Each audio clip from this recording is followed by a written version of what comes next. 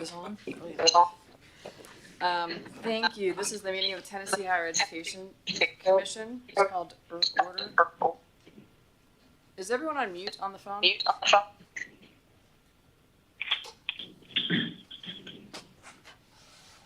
Jason Mumpower here. Jay Moser here. Just want to make sure everyone's mute because we are getting a bit of an echo. Sounds like we might have solved that. Thank you all for being here, and thank you all for being on the phone. We will be calling roll in just a second. Before we get fully moving forward, I would like to recognize Andrew Kingsolver. He's been our student commissioner for the past year, so a little over a year, and we just wanted to appreciate his service on the commission.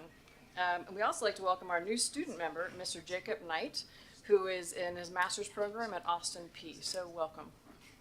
Thank you. Happy to be here. Yep.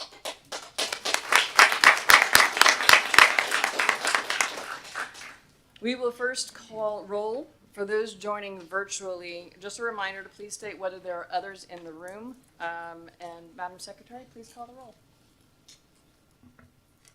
Chairwoman Tara Scarlett. Here. Commissioner Whitney Allman. Here. Commissioner Evan Cope. Commissioner Jacob Knight. Here. Commissioner Pam Coben. Commissioner Jimmy Matlock. Commissioner Jay Moser.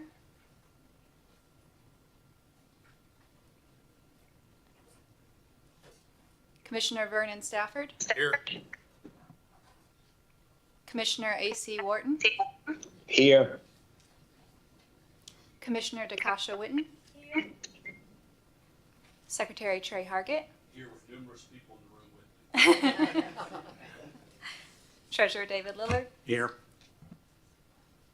Commissioner Nathan James. Here. Comptroller Jason Mumpower. Here. Chairwoman, you have 11 members present and 10 voting members present, and a quorum. Wonderful. Thank you so much. I would suggest one change to today's agenda. I'd like to move the executive director's report before the chair's report. With no questions or objections, I entertain a motion and a second to adopt the, thank you, Madam Secretary. Oh, do we have a second? I'm sorry. Second. Chairwoman Scarlett.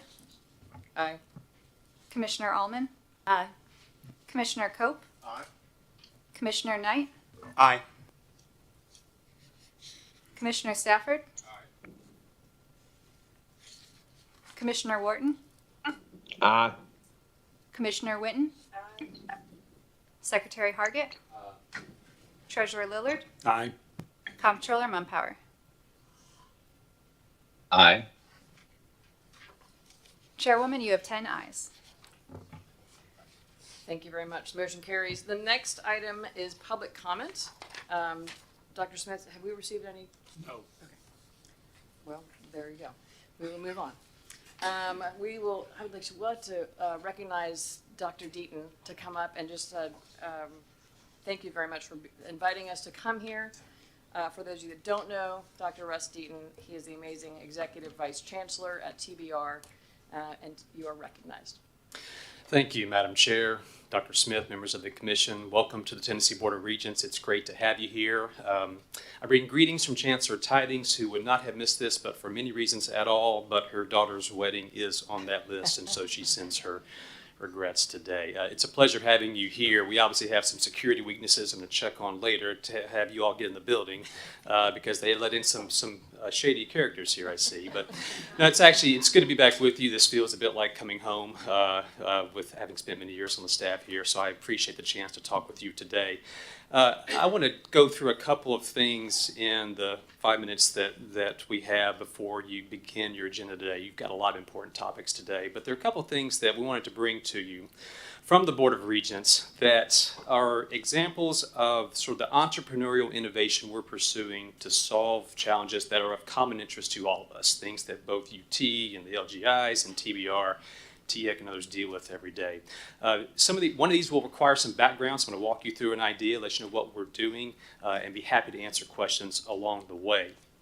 This first one is our ability to directly confront, to look in the eye, issues that we've been having these last 3 years from COVID and its spin-off effects, and respond to two dynamics which are ever present and are befuddling in many ways to many of us. One is the very urgent need to align effectively workforce dynamics and higher education academic programs. That's particularly acute at TBR, of course, being the system that directly trains people to go into the workforce a lot.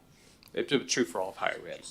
And the second part is the reality of our students' success metrics, which we'll get into in a moment here, but to confront those directly and to be honest about what we see that our students face. Before I get into the idea, as a general rule, what you're going to see is TBR's efforts to use our phrase, to reimagine the community college experience, which has an aim not to simply nibble around the edges that were formed, but to, again, directly confront those two dynamics I just showed you to significantly increase degree production for our students, and importantly, connect them with careers that the economy, as you'll see, is begging for.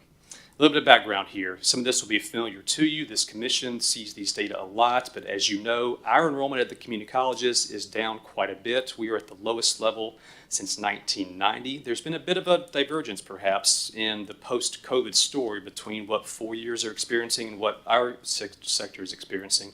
We are continuing to lose enrollment over the years. Hopefully that turns around this fall. At the same time, graduation rates tell a story that has some positive and negative aspects. If we were talking about 8 years ago, I would have had to report to you a first-time freshman graduation rate of 13%. Today, it sits at 26%. That's doubled. That's great news. We are proud of that progress. A lot of state policy effort and campus effort has gone into making that happen. But that is still unacceptably too low. And we are trying every day to improve that number. It doesn't tell the whole story about a community college. That graduation rate is important. Much more goes into how we think about our colleges and their success, dual enrollment, inbound transfer, returning adults. But we have a graduation rate challenge, particularly also with the equity gaps that exist by race, by gender, by income status, one of which you see here on the screen. If you were to dig in further, Madam Chair, to these graduation rates and look at just those students who need learning support, remediation in common parlance, the numbers are about 10%. That preparation challenge is significant, and it's one that we deal with every day. As well, you look further for a different question, and this question asks, how many of those freshmen who come into a community college ever get a bachelor's degree? Regardless of whether they take a path directly with an associate's degree, whether they transfer out after a semester or a few years, just looking at the end results. And you see that here broken down by ACT score. Overall, about 1 in 7 of our freshmen ever get a bachelor's degree, though most come in with that ambition, which you'll see here in a moment. Even among well-prepared students, that number is very low. Meanwhile, the economy is begging for what economists will call middle skill trained folks, those with somewhere between a bachelor's degree and a high school diploma. This chart is not meant at all to establish a dichotomy between 4-year degrees and 2-year degrees. It's meant to establish a contrast between post-secondary credentials and not having a credential. But the wheelhouse of TBR, those associates, certificates, and diplomas, which is precisely what the economy is begging for in Tennessee's jobs of the future. Contrast that, though, with that line across the bottom, which is, among our freshman class, 3/4 of those students come in with the intention of transferring, going on to a university. Some intentionally, some because that's just a default option. But there's a disconnect between that ambition, that profile, and what the economy needs. The economy definitely has an opinion about this. What you're seeing here are wages for TBR students who leave our system after 5 years, either because they have graduated or because they have dropped out. So we're excluding folks who graduated or transferred to a university and continue their studies. This is just contrasting graduates and non-graduates. At the top, you see that average wage, 5 years post-separation, for non-graduates, about $22,000.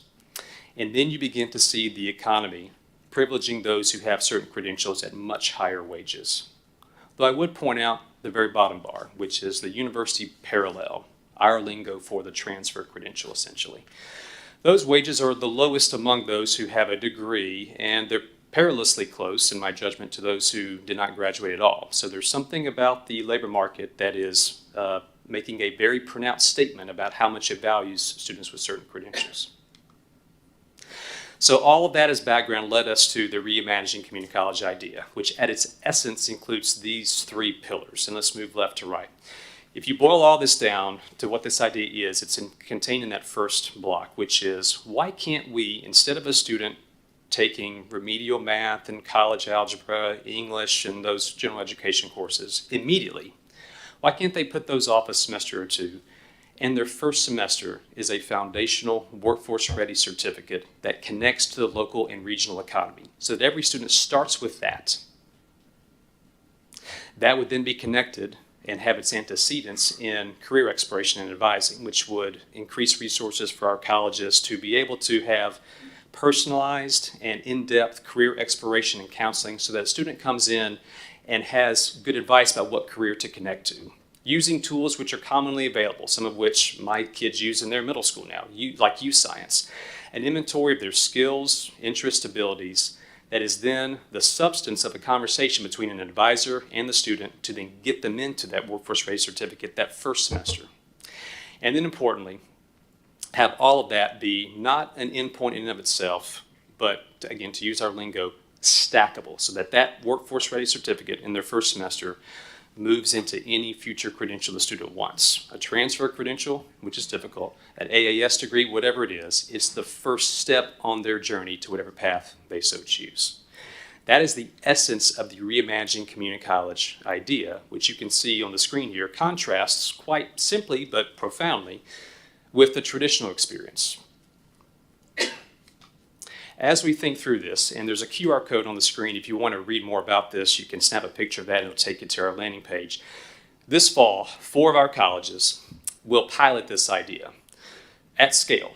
So essentially all of their freshman class will be in encountering now this idea. It's going to take a few years to fully take root, but this idea of reimagining what that first semester experience is like, what that encounter with the college is like, is changing a lot for these 4 colleges. They've been working year-round with us to make this happen. This concept was presented to our board last June. Within 6 weeks, we had a competitive RFP out to our colleges. Within a month, we had chosen winners, and 2 weeks later, we had grants signed. So in 3 months, went from an idea to our board to working with professionals at our colleges in the field trying to make this happen. We're excited about what this is going to portend for our students and would really be excited about bringing back results to you in the near future. The second item, second of 2, don't worry, I'll stay within my allotted time, is similarly oriented. The philosophy is the same, which is how to attack the under-preparation challenge of our students. And we call this the Tennessee Coaching Project. We've got 2 colleges, Northeast and Jackson, who over the last year have been working with us to execute 2 grants that we competitively got, totaling about $3 million, the largest single project TBR has ever pursued, to put additional person power in the form of coaches in these 2 colleges, but with a different mission. Not just simply the transactional kind of day-to-day that you would do as an advisor, which is hugely important, but to help students, particularly those underprepared, think about career exploration, connecting their program to a future job, connecting with resources within the college and within the community to help them succeed, and how to succeed in the very courses in which they find themselves, these learning support or remediation courses, which can be challenging for students. We piloted this past year. It's a 3-year effort. So we have a lot more to go. But the early results were so encouraging, we wanted to include them for you today. We showed this to our board at our last meeting. And on the right-hand side, you see these early results. As we look at those students, and they were organized in the statisticians in your staff will love this. This is a randomized control trial. This is an effort to establish a control group and then a treatment group and really dig in statistically to understand what has changed, the results of which are on the right. Across every metric that mattered to us, persistence to the second semester, completion in those key gateway courses, those students who were selected for this engagement and actually actively engaged with their coach to receive this treatment showed marked improvements in those metrics. Now, this is not just descriptive. This is controlling for the other factors which might promote those same increases, academic preparation, those things. Taking those factors out, you still see the impact of the coaching project across these students. We're excited where this is going. Reason for caution here, you can one semester only, but as the years roll by with this effort, we hope this makes a big dent in the preparation and success problem. As one of our presidents said, this was Jeff McCord, and Jeff, if you're watching, thank you for this, but when we showed these results to him at Northeast, you're never quite sure how presidents will react to what you show, but he said, Russ, every single percentage point improvement in those metrics is incredibly hard-fought ground. And we are very proud of what they were able to do with those resources and show those improvements. Lastly, last slide, important to look back. I want to highlight 3 areas where THEC, the state, the governor have invested in TBR and a return has been established. 3 areas where strategic initiatives have been made in programs where we're seeing those flower and blossom. First is in student success technologies. You may recall last year the commission supported our recommendation to establish funding for 2 different bits of technology which help the student experience, a customer relationship manager, CRM, and a comprehensive learner record, CLR. Both of those, which really allow our staffs at our colleges to much more intentionally recruit and serve students, will be fully implemented at the initial phase for all colleges within this academic year. So we are using that money to great effect and excited where that's going. Secondly, 2 years ago, the commission also helped support our efforts to seed money for competency-based education. The idea that we don't measure success in learning based on seat time, based on a 3-hour class. Instead, it is, what have you learned? What can you demonstrate that you've mastered? Those small resources, $600,000, have now allowed us, by the end of this year we're in, we will have over 100 courses offered in that format, and 6 of our colleges will have full CBE, competency-based education programs, at students' disposal by this time next fall. They're at the final stages of completing those now. And then, of course, finally, the TCAC capacity expansion. This is something I know the Commission's talked a lot about. With the resources that were given, we have dramatically expanded both faculty lines, programs, equipment, pulling many students off of a wait list and into educational programs immediately, over 2,000 because of those investments. Madam Chair, I hope that's brief enough. I want to run through those items for you. Happy to answer questions, but most importantly, welcome and thank you all for being here in our house today. Thank you so much, Dr. Deaton. Appreciate you being here. Always learn something from you whenever I see you present, so appreciate it. Does the commission have any questions for Russ? Yes, Nathan? I do, if we've got just a couple of minutes. So one of the things that I've asked about in the past, that I'm always interested, especially from TBR's point of view, is to talk a little bit about the asterisks placed on the transfer pathways and how the transfer pathways have changed over the last several years. I've also got a question on middle college and engineering. Gotcha. So at the context here, Nathan, good question. The Tennessee transfer pathways established in 2010 by statute, which require essentially all the 4-year, 2-year pathways to effectively be ironed out for students. There are exceptions often to those pathways, thus, and I can hear Julie Roberts twinkling in the background here. There are exceptions to those at times, the asterisks.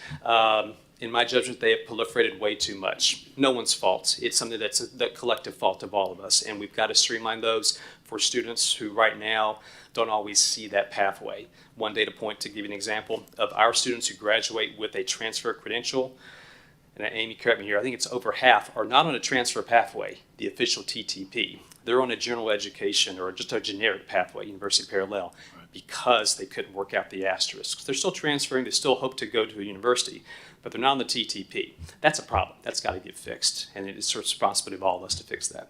Well, it was a different life, but when the statutory language got worked out, I remember when the THEC institutions came to the table. Yeah. I mean, it was fireworks. It was fireworks around the state. You're talking about a serious move forward. I mean, other states, when they have 4 or 5 transfer pathways, Right. that's massive. And for us to have the number that we had, we're pretty It's a huge extraordinary. accomplishment. Amen. Now, that having been said, in conversation with some universities, the point is made that the engineering majors are having to redo classes because of algebra-based engineering at the community college level, as opposed to a calculus focus. And so that is to say, I don't want to, we have constant and very in-depth conversations as far as the K-12 side to recognize that the middle college programs and the opportunities for your institutions to be co-located at our high schools, working with these students so that they come out with a high school diploma and the ability to make a living. And that ability to make a living comes through your institutions and these universities out here. So I don't want to just sweep to one side the university's concerns. It has been brought up that the community college is using more of an algebra-based engineering focus as opposed to a calculus focus. Can you tell me about that and let me know, is there something that TBR is doing or is undertaking to kind of get those things aligned so that nobody has to spend the extra time to redo courses that they thought they had covered in their associates? It's a good question. It's a worthy effort. I'm not sure I can speak to the curricular details you cite. I do know, and Dr. Reed, our CAO, is here. Perhaps offline we can go deeper in this. I do know that every time a TTP is developed or changed, faculty from both 4-year and 2-year are at that table, and TACUA. So those decisions are usually made collaboratively, and therefore they can be solved collaboratively. So I think there's a path forward, but we can talk offline more about that. Happy to do that. And also, could you tell us, do you know what the percent of graduates at TBR have gone through or participated in a middle college program? So as I travel the state, there's more and more all the time, and they're really impressive. So. I'm going to both guess and also turn around to the folks who probably know the answer in the back row. I'm going to guess, Amy, it's very, very low, because the middle college graduate number is maybe a few hundred at best, and our graduates in any given year at the community colleges are 15,000 students. Okay. So that'd be 2% off the top of my head. Appreciate the indulgence, Madam Chair. Any other questions? I learned something recently, Russ, that middle colleges can only be set up by community colleges. Why can TCATs not do the same thing? Well, it's a good question, and some of this is going to get into the particular ways that middle college is defined. The idea that a TCAT goes into partners with an LEA for a credential, I'm pretty sure TCAT Dixon does. If anyone wants to nod along, yeah, I've seen some nods. So that concept, perhaps it's the common noun middle college rather than the proper noun middle college, is executed. I think statute, if I remember right, speaks to a public 2-year institution, and therefore perhaps that was inadvertent when it was built a few years ago when it was created. So I think there's ability that probably ought to get changed. We have TCATs who want to do that, and we have LEAs who have that demand. So I think that's something for policy to take a look at. Curious. Yeah. Thank you very much, and Sure thank you very much for allowing us to make use of this space. It's very beautiful, so thanks for having us. Glad y'all are here. Thank you, ma'am. Next up, we have the approval of the minutes from May 11th. With no questions or objections, I'll entertain a motion in a second to adopt the minutes from May 11th. Okay, Madam Secretary? Chairwoman Scarlett, Aye. Commissioner Allman, Aye. Commissioner Cope, Commissioner Knight, Aye. Commissioner Moser, Commissioner Stafford, Commissioner Wharton, Aye. Commissioner Witten, Secretary Hargett, Treasurer Lillard, Aye. Comptroller Mumpower. Aye. Chairwoman, you have 10 ayes. Wonderful, thank you. We're going to move on to the approval of the minutes from the June 21st meeting. I'd like to entertain a motion in a second. So moved. Second. Madam Secretary? Chairwoman Scarlett, Aye. Commissioner Allman, Commissioner Cope, Commissioner Knight, Aye. Commissioner Moser, Commissioner Stafford, Commissioner Wharton, Aye. Commissioner Witten, Secretary Hargett, Treasurer Lillard, Aye. Comptroller Mumpower. Aye. Chairwoman, you have 9 ayes and 1 abstention. Wonderful, thank you so much. And we're going to move on to the July 11th minutes. I'm looking for a motion and a second on those. Madam Secretary?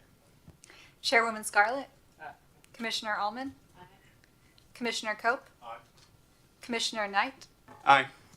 Commissioner Moser? Commissioner Stafford? Commissioner Wharton? Aye. Commissioner Winton? Secretary Hargett? Treasurer Lillard? Aye. Comptroller Mumpower? Aye. Chairwoman, you have 10 ayes. All right. Thankfully, we have no more minutes to approve. Next up on the agenda, we have the Executive Director's Report. At this time, I'd like to go ahead and turn it over to Dr. Bob Smith for his report. And I'm going to start my report by turning it over to Dr. Stephen Gentile, who is going to talk to you about some important data. Thank you. And I'm going to turn over to one of my colleagues now. Madam Chair, members of the Commission, Director Smith, and colleagues, thank you for this opportunity. I talked to Dr. Smith about presenting some updates on what my team has been doing under his leadership.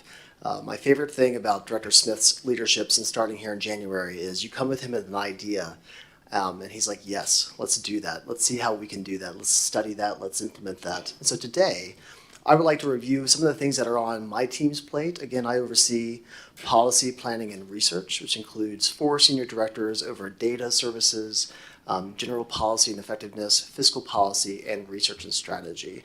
We have a lot on our plate. We always do, but I want to update you on some key areas that we're focusing on right now. Talk to you about our latest report on college going for the class of 22, revisit a graduation rate discussion that we had back in May with this commission, update you on some statistics and where we're headed right now, and a report in response to Chairman Scarlett's request back in May, and talk through our data strategy efforts that are underway right now at THEC. So first, a year ago, we were the first state in the country to release a college-going rate report based on class of 2021, looking at what's happened during the pandemic. Not unique to Tennessee, as you'll recall, the college-going rate plummeted in Tennessee as it did across the country. And we put out a report to shine a spotlight on that decline. We had gone from a high, as you can see there, in the low to mid 60s, with Tennessee Promise bumping us up over that time, all the way down to, for the class of 2021, 52.8% going on to college. Now, again, these are public high school seniors. We are able to track when they enroll in any one of our public institutions, most of our private institutions, thanks to data coming in from TACUA. And then also, due to the National Student Clearinghouse, we can track students' enrollment across state lines, from private colleges and public colleges in Kentucky to private colleges and public colleges in Washington, the state of Washington. This past year, we gathered enough information on our senior cohort from the class of 2022, which is about 63,000 students, which is up about 1.8% from the prior year cohort, class of 2021. So 63,000 students, and we were able to track an increase of just over 1.5% in our college going for the class of 2022. So a rebound from the depths of the pandemic. We see this as unqualifying good news. It's still low. We're nowhere near where we were before the pandemic. But that percentage point increase equates to about 1,000 more high school seniors going on to college than did so back in the class of 2021. We can also disaggregate this by many different populations. One that we've looked at in the past and will today are the disparities by race between white and black students, white and Hispanic students. For general context, we have about 12,500 black students that were in the class of 2022 and about 6,500 Hispanic students in the class of 2022. From pre-pandemic to post-pandemic, for where we are right now, the class of 2022, we did see the ranges narrow between white students and black students, getting to its narrowest gap since the class of 2019. We also saw that narrow for Hispanic students as well, as both of these populations, black and Hispanic, had larger growths in college going than the general population. That said, it's important to note these disparities. If these rates were the same, if the black student college going rate was the same as white students, we'd have about 1,500 more black students in college this year. With Hispanic students, if it was the same rate, it'd be about 1,400 more Hispanic students in college this year. So we always like to track the disparities to see if they're narrowing or widening, but it's important to know what that gulf means as well. Last year's report ignited the Momentum Year 2023 with our College Access and Success team leading the way on behalf of THEC. We wanted to arrest that decline from the class of 21 to focus more on getting that rate up, back to where we were before the pandemic. So the first goal of the Momentum Year for the high school class of 2023, so the ones who just graduated and will be enrolling in just a couple of weeks now into college, the goal is to get that up to 60%. Now, mind you, we jumped 1.5 percentage points this past year with no efforts happening at the state that were as targeted as this year. So we'll get to start to know in early September where the 14th day enrollment is for our institutions, for our public institutions. We will share that out with you guys as soon as we collect them from the institutions. And then in about 3 or 4 months is when we'll be able to collect more about our private institutions and those that are out of state. There are other elements of the Momentum Year as well, with adult students wanting to re-engage adult students with our Reconnect Navigate team and the great work that Jessica Gibson does, as well as be sure that we are aligning our academic programs with the workforce with the great work that Julie and her team does in academic affairs. But looking back at the class of 2023, what were some indicators that we got that might suggest we're in a good spot going into this fall? We had a number of Momentum Year activities across the state where we gathered our higher education institution partners as well as our college access partners to realign and row in the same direction and propose ideas for how we can get the enrollment back up. Two big things I want to highlight right here is that thanks to the great work that our agency has done in collaboration with our partnering agencies, Tennessee Achieves, Partnering Groups, and AIRS Foundation, we now have the highest application pool for Tennessee Promise that we've had in the whole history of the program, at about 64,500.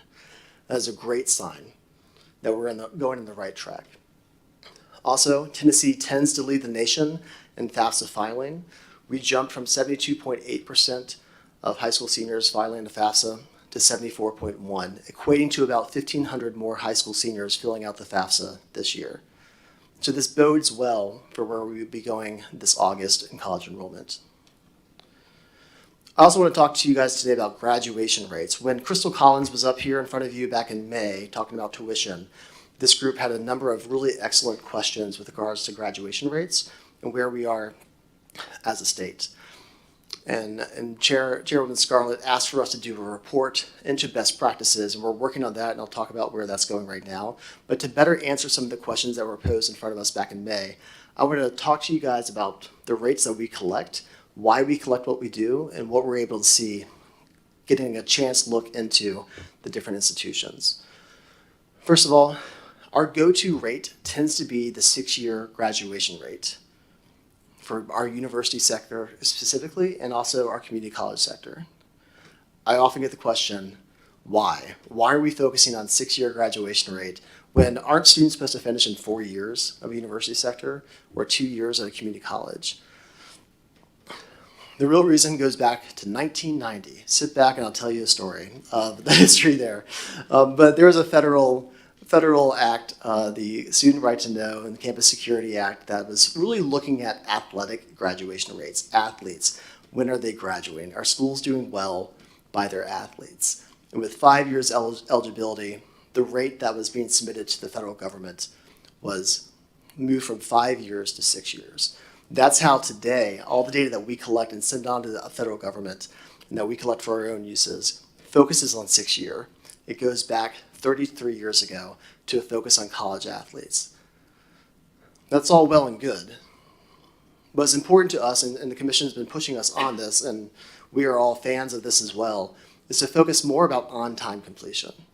Our students who are starting off full-time with the intent of getting a credential able to do so in what is normally considered full-time. But first, I'm going to unpack the 6-year graduation rate, the numbers that we tend to collect and share with you guys. This is a trend line looking at the 6-year graduation rate cohorts from the entering class of 2006 all the way through 2016. 2016, why that? That's because, fast forward 6 years, that's the data that we have right now for the class of 2022. We're able to track up through that time right now. Looking at the university sector, you do see an increase of 58% to 63% in the university sector over that 10-year period. To situate you properly, that's about 20,000 students in the university sector as first-time, full-time freshmen. With a 63% graduation rate, that means within 6 years, about 12,500 are graduating with a credential. In the community college sector, the first-time, full-time cohort is about 19,000 students. With a 35% graduation rate, it's about 6,500 students who are graduating with a credential within 6 years. About 12,500 who are not. Much like with college going, we are able to track students who start off at any one of our public institutions and get a credential from any institution that we get. So private, public, out of state, through the National Student Clearinghouse. So these rates reflect not just students graduating from their home institution, but who transfer on elsewhere and get a credential elsewhere. I highlight that middle bar right there. You see a substantial increase from 2011 to 2016 for both sectors. That's about a 7 percentage point increase. Holding those rates constant at 63%, that equates to about 1,500 more students graduating per year for each sector with that rate increase. 2011 is not just the middle point of this 11-year history, it's also when a lot of our Complete College Tennessee Act policies came into place. So the transfer pathways that Nathan brought up earlier, our focus on making sure that our sectors are aligned, and most importantly, our outcomes-based funding formula. Conceived in 2010, implemented in 2011, you can see a correlative match here that when those went into place, graduation rates started to go up over time. So moving in the right direction, but as Dr. Deaton said, 35%, 63%, those are still low, and we need to address those. Looking at the class of 2016, we can show you graduation rates over the years, so how many students were able to get out in 2 years, 3 years, all the way up through 6 years. And you can see that upward slope, of course, as it makes sense. I want to focus on 2 rates in particular. One is the on-time completion. How many students are completing what we would consider on time, 2 years in the community college sector, 4 years in the university sector. And it's low. 12% in our community college sector, just 42% in our university sector. And that ranges from, I believe, 24% at Tennessee State University up to 58% at UT Knoxville. The LGIs as a cohort are in the low 40s, I believe, and UT as a system is in the low 50s. Looking at a more common measure, the 150% completion, and this is what Dr. Deaton was showing to you guys earlier with the community college sector specifically. We see just about a quarter of our community college students are receiving a credential within 3 years of starting, and 63% as the number I've already showed you for our university sector. You might remember Dr. Deaton showed you 26% for a 3-year graduation. Minding you, I'm looking at the cohort of 2016. He showed cohort of 2019, which shows growth for sure in that sector, in that measure. And also his rate was just looking at TBR community colleges, I believe. So there does seem to be a good upward trajectory in their graduation rate from what we see from the class of 2016. So again, this is the full scope. Every single one of these measures can tell you something interesting, but really for us, for in higher ed policy, state policy, institution policy, it's more about changing the conversation because I would like for us to, rather than focus on 6-year graduation rate, think more about on-time completion rates. And so Chairwoman Scarlett asked us back in May to pull together a report that looks at graduation rates and best practices. We have a draft of that right now, and I hope in the coming weeks to be able to share that out broadly. What that shows are some state comparisons, some trends over time, and policy options that are available to the commission to implement. An example there would be moving from a 6-year graduation rate to a 4-year graduation rate in the outcomes-based funding formula. Putting in a graduation rate for the community college sector. There's not one right now. And the primary reason why is because the majority of students that they serve are not full-time. But still, that is a policy option that's out there. We can't underestimate the power of convening as well. To think that the rates are low and the institutions don't care is not true. They do care, and they're all working on their own practices to implement to increase graduation rates. What are good ideas that we can share across the state? With our convening authority, we can help bring that conversation to the fore. And also, Chairman Scarlett, you asked us to look into funding adequacy.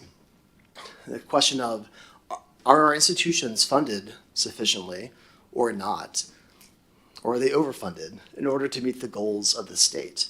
We started to socialize this conversation. We convened with the community college chief business officers a few weeks ago, with the university and TBR CFOs last week to think through how to do this. I'm pleased to say that we just hired a director of fiscal policy, Julia Arns Hoffman, who's a rock star out of North Carolina. Really happy for her to join our team. This is one of the projects that we're going to focus her on early on to answer the funding adequacy question, tying that back to graduation rates. Are there any questions about things I've presented so far? Or concerns or thoughts? Okay.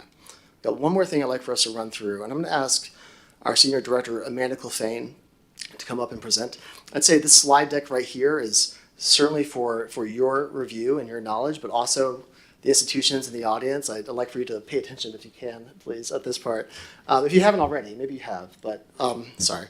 Data strategy, where we're moving on data strategy. Back in January, in his executive director report, Director Smith said, what we need as an agency is to move from just doing historical record gathering on data and be data prognosticators. Well, we've worked with him and our team to implement a data strategist to bring forward to modern day processes so that we can better collect and capture the data that can help inform your decisions. And I'd like for our Senior Director, Amanda Clefane, to speak more to that.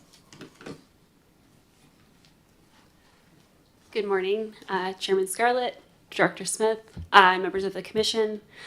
As Stephen mentioned, and as you saw with the various slides around graduation rate, we want to really think as an agency about how we can improve procedures and documentation for collecting, ingesting, using, and sharing the data that we have. We want to really think of that data as a resource that not only we have to share with you all, but also in collaboration with our institutions, who are key providers of that information. We need to know what we measure, what we want to measure, and how we want to measure it. And that involves close collaboration with our institutions who are collecting this data on the ground and sharing that up with us so that we can inform policy and set direction, as Stephen and Dr. Smith have mentioned. So with that, THEC appointed the first data strategist that our agency has had, Dr. Jacob Kamer, who is in the audience today, to really bring organization to this work.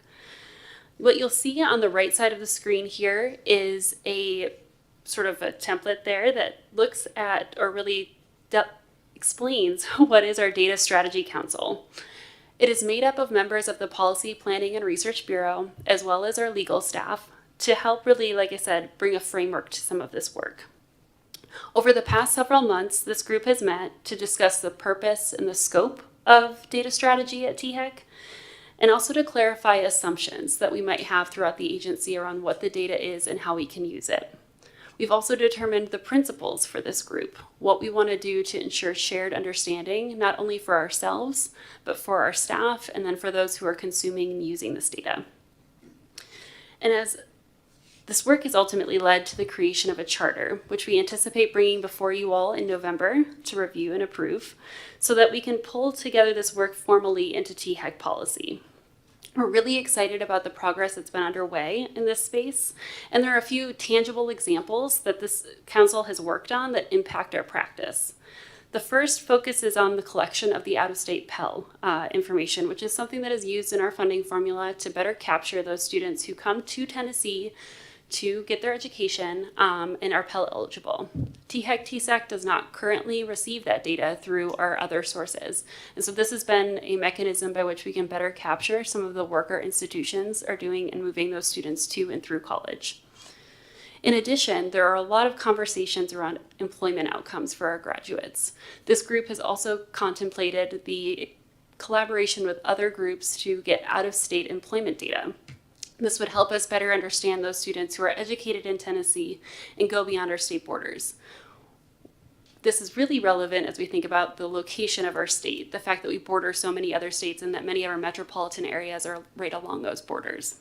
So we're really excited about the work that is happening here and look forward to bringing that charter to you all in November. But what I also want to talk a little bit about today is some of the other responsibilities that the research and strategy team head up. So we are responsible for a lot of data analysis and reporting, and our team produces several annual reports. And in recent years have been really thinking about these reports as vehicles for innovation. We want to continue to think about how we get key information to stakeholders, whether that's the legislature, whether that's the governor's office, our institutions, this commission, and others. So what you'll see here on the left is a quick snapshot of our lottery scholarship report landing page. We have begun developing additional resources to accompany some of our reports. Some might be familiar with some of those lengthy printed PDF documents, which I think a lot of us love, but may not be super consumable for all audiences.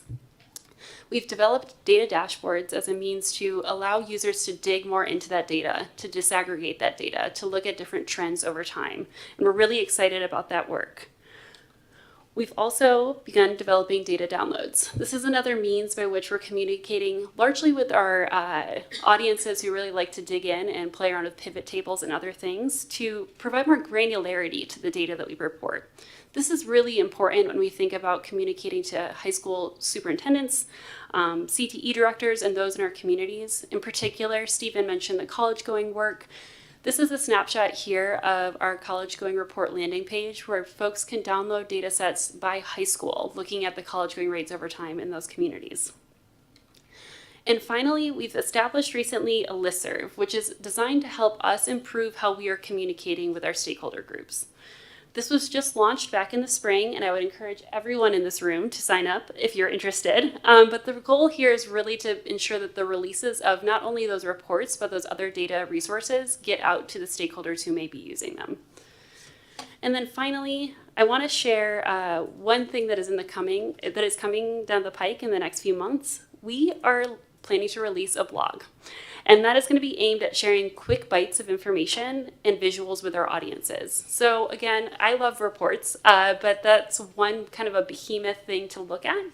The idea with this is not only to communicate quick bites of information for our audiences around the report work that we do, but also to highlight what other new, interesting, and important research our team is taking on. Some of those day-to-day analyses that we were asked to complete, whether that's to inform a presentation, to inform a fiscal note, other things like that, thinking through the ways that we can communicate and share those findings out to you all. So with that, I would say keep an eye out in the coming weeks for the release of that blog and would encourage you all to sign up for our listserv. Thank you. I know, data strategy, exciting, right? I just want to say a big reason for our institutions to know more about this as well is the graduation rate data that we were showing earlier does not show UT Southern. The data we get from our LGIs all come to us via TBR, the Tennessee Board of Regents. We want to use this process here to get the data that we need from UT Southern, and UT has been a very good partner there. But this data strategy helps us wrap our minds around there. We're also going to use this data strategy council to help finally sever our LGIs from TBR to submit data directly to us. So I want to thank you guys today for this, giving me the opportunity. If there are any questions or concerns, I'm happy to field those now. Dr. Gentile and Amanda, thank you so much for the presentation. Just one quick question. Data is so important. Are there any challenges or obstacles you have to getting comprehensive data, or is there anything that complicates our process in being able to share good information? I think the complicating aspect, first of all, our partners are very, very, very friendly and great partners to us. So University of Tennessee, working with Brian Hester there, TBR, working with Chris Tingle, who reports to Russ Deaton here, and then Takua under Claude Fresnel. These are where we get our data from. They're all great partners. And if there's a limitation, it's not on want on their end. It's more about how do we properly define what it is we're trying to collect. We've got 50 different institutions across the state, and there is some unifying efforts there, but that's the biggest challenge, is what are the right definitions. The different systems that they use to pull data, Banner at our TBR and LGI institutions, or SAP at UT, how can we use that language to define what we need? I'd say those are the limitations. It's not the personnel. They're all great partners to us.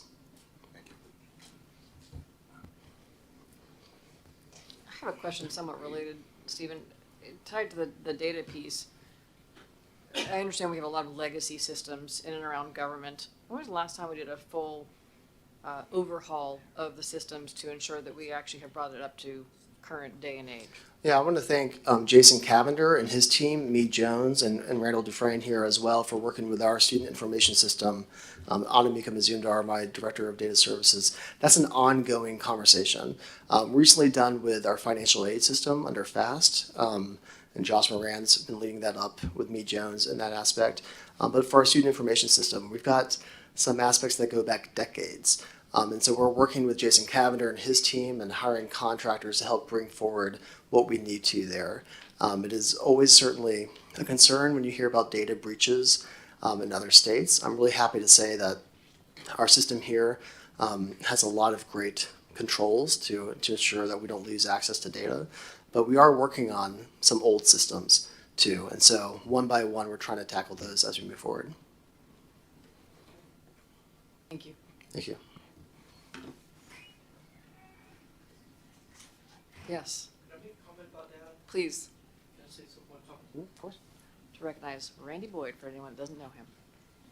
Thank you, Chairman. Just for the commission, I wanted to make sure that you're aware that 2 years ago, thanks to the state, we were awarded $150 million to all the UT campuses and the LGIs to create a new ERP system. So now we're all having a unified platform on all of our back office stuff that we use with our ERP system.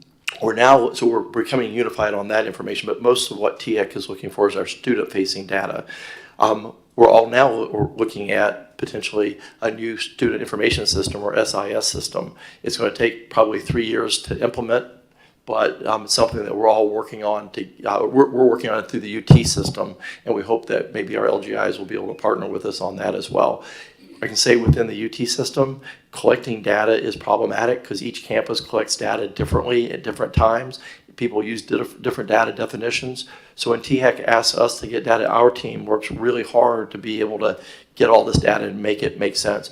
But with this SIS system, it could be transformational for us and for THEC and then for you. So I just want to let you know that this is in process. Thank you. That's exciting. Thank you for sharing that.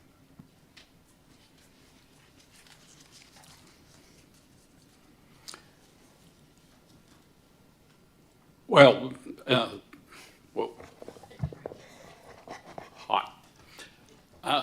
Chairperson Scarlett and commission members, I have one slide to show you. And I'm going to spend a lot of time talking about it. So that's the positive and the negative. And I'll begin by saying that about, 3 weeks ago, the Executive Vice Chancellor Deaton and I were on a panel in front of the research, institutional research people, and it was one of the best experiences that I've had because of how engaged the two of us were in talking with the institutional research people about data and about where things are going. And in fact, what you're going to find is that we probably ought to be tag teaming this presentation because a lot of what he said this morning is going to tie in very much.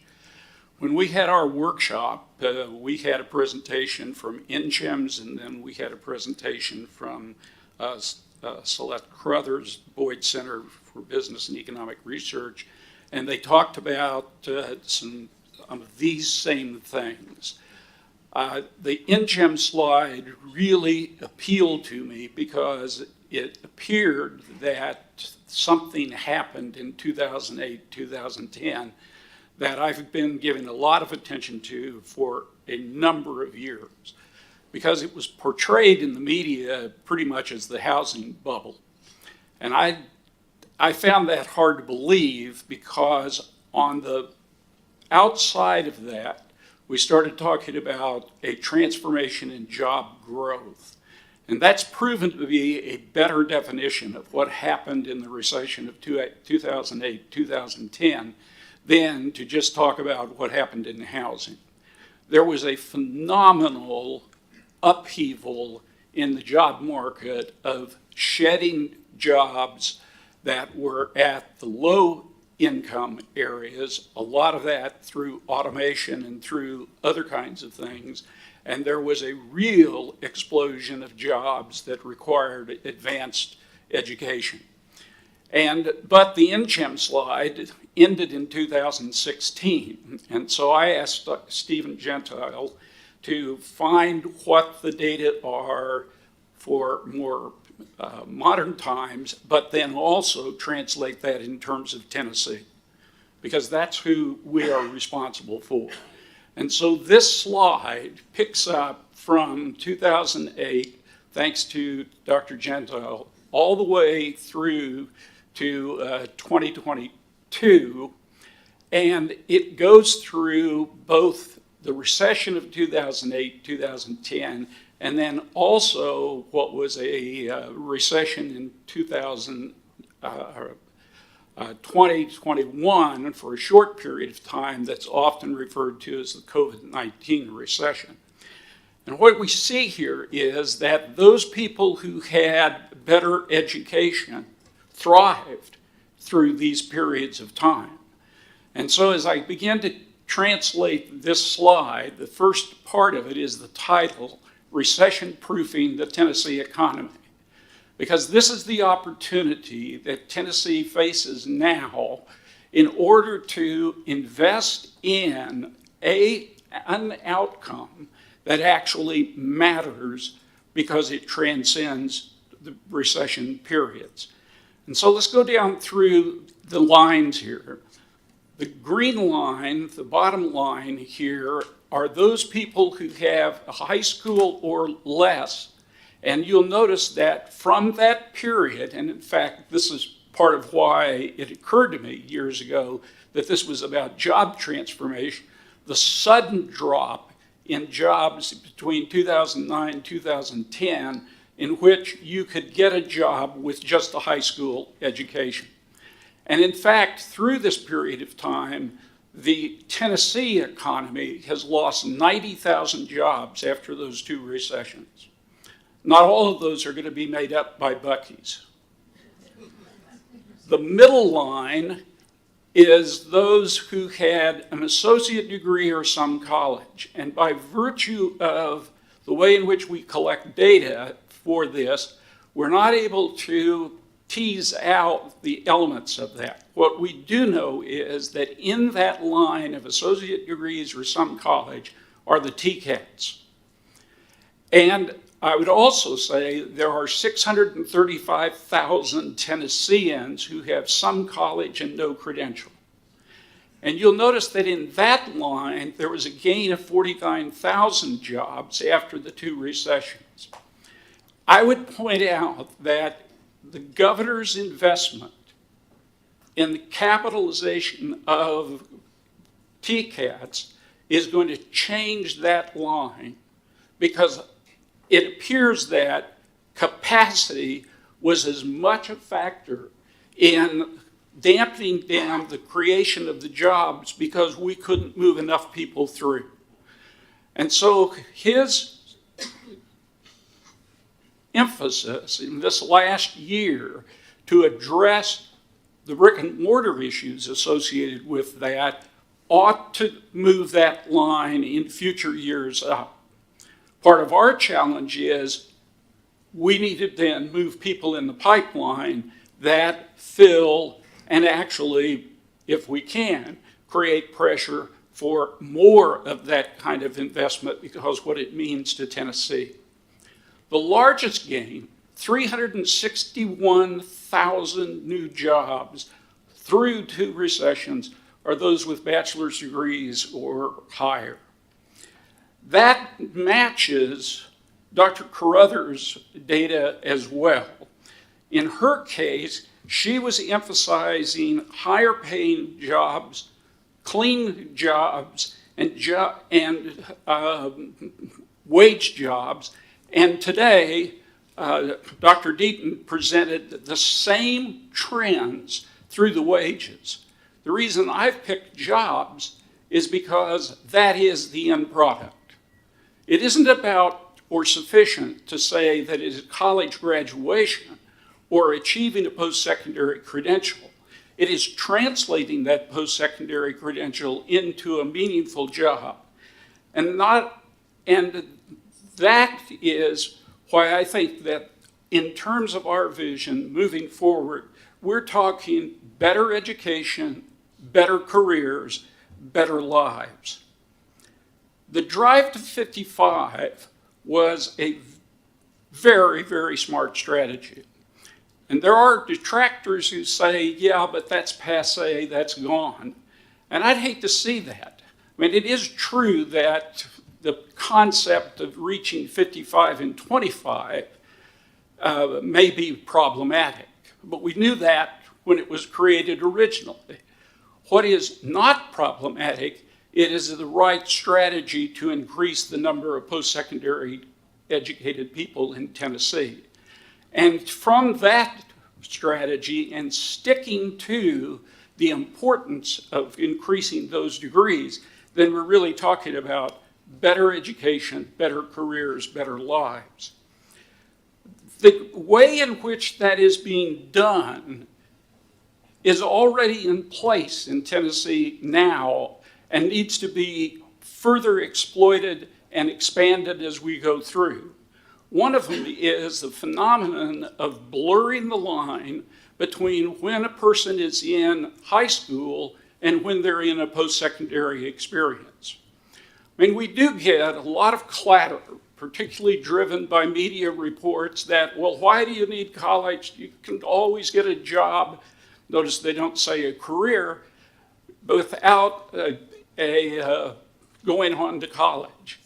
And that's a tough argument to fight when people with a high school degree can go out into the marketplace and get a pretty decent hourly rate job. But the problem with that is that just as has occurred in the past 20 years, there is tremendous momentum to automate those jobs and to make those things disappear. And Tennessee's been through that.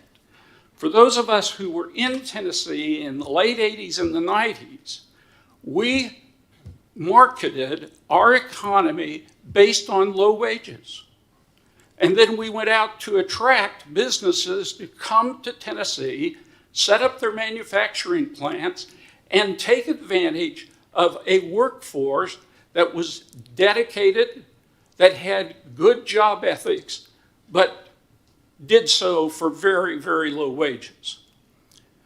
And West Tennessee absolutely experienced that, mainly in the garment industries. What happened, however, is when you base an economy upon low wages, then the next low-wage provider wins out, and that happened. It happened moving into Latin America, moving into South America, going to China, going to other places, and then all of that market crashed, and we're still, 20 years later, suffering the consequences of low employment rates and other debilitating factors in not only West Tennessee, but pockets of the rest of Tennessee. So it is not an effective strategy to build an economy upon low wages, but it is a smart strategy to build it upon a knowledge workplace. And that's what we want to be about. But that's a tough sell. It's an easier sell if the individual transitions into a post-secondary experience while they're still in high school and then realize I can do this and this can be of value to me. And basically what I'm saying is dual enrollment is a gift that will continue to give and improve the economy for Tennessee. We want more moments when a student walks across the high school stage and is handed their diploma and then steps across a stage at a TCAT or at a community college or even a four-year institution and receives a certificate as well or some sort of a credential. But the way we're dealing with dual enrollment is far more happenstance and less well organized than it needs to be in order to be effective to that end. Dual enrollment has to become programmatic, not random collection of credits.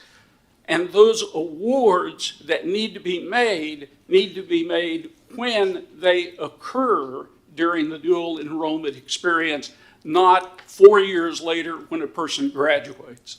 In fact, that's exactly what the Reimagining the Community College program is all about, is to give that young person a positive experience by the end of the first semester with a workforce certificate or some other kind of certification that says, I've got it, I've accomplished something.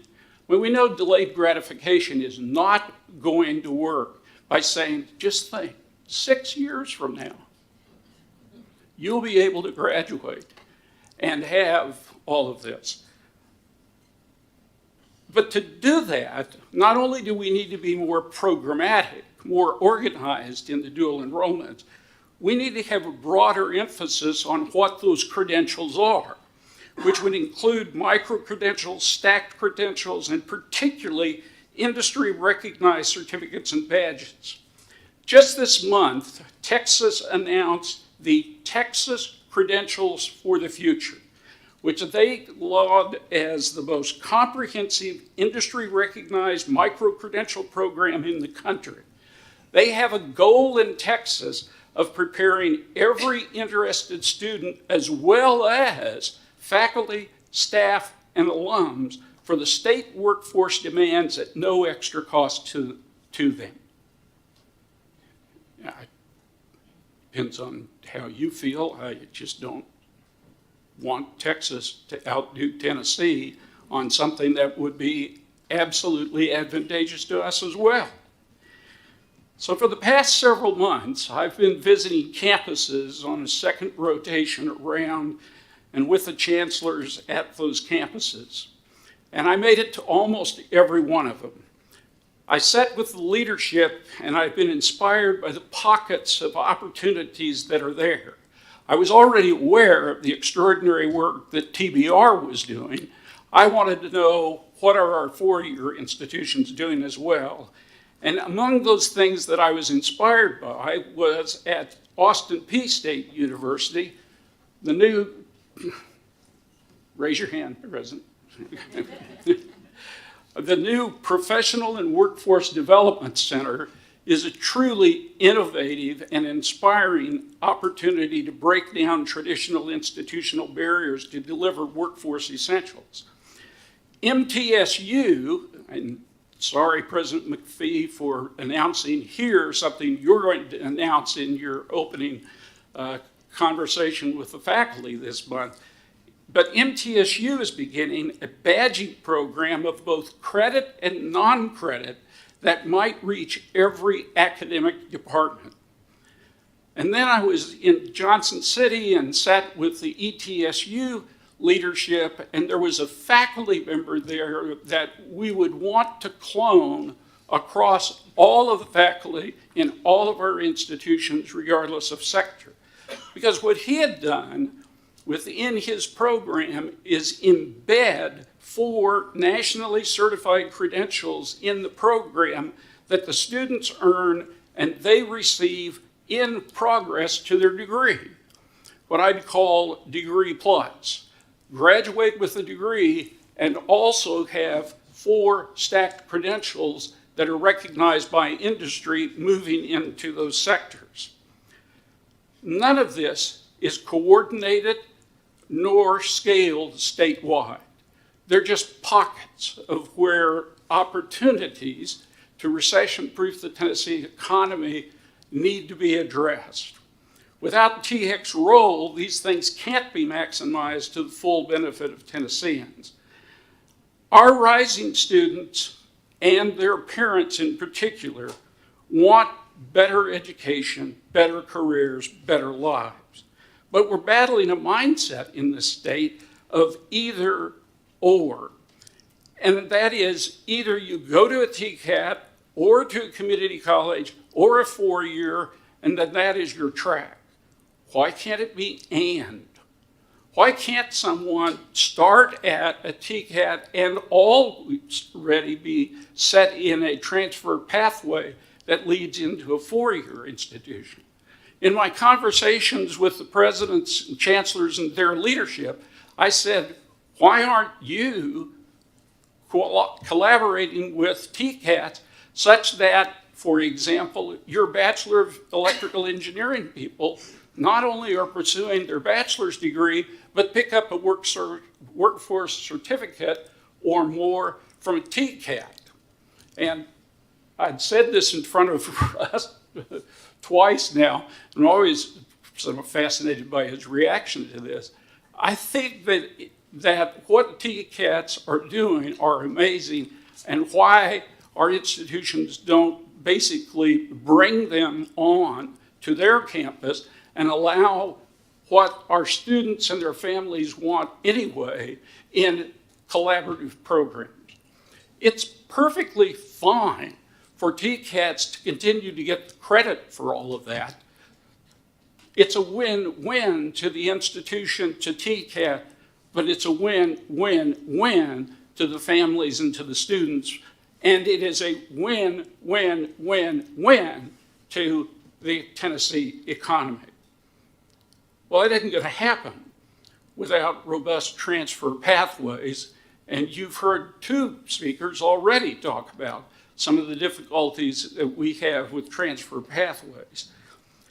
On September the 29th, THEC is going to have a transfer initiative collaboration in which we already have a lot of people invited, and it is going to feature leading authority John Gardner, who is more famously known for what he's done with the first-year experience, but is also an expert on transitioning statewide transfer pathway programs. Having the curriculum in place, the right emphasis on state needs isn't sufficient either. Helping students, both young and adult students, navigate from high school to post-secondary is needed, which is the second element that is in place in Tennessee that has to be further expanded and further exploited. And that is that we have these advising programs to help families work their way through the transition from high school into post-secondary experiences.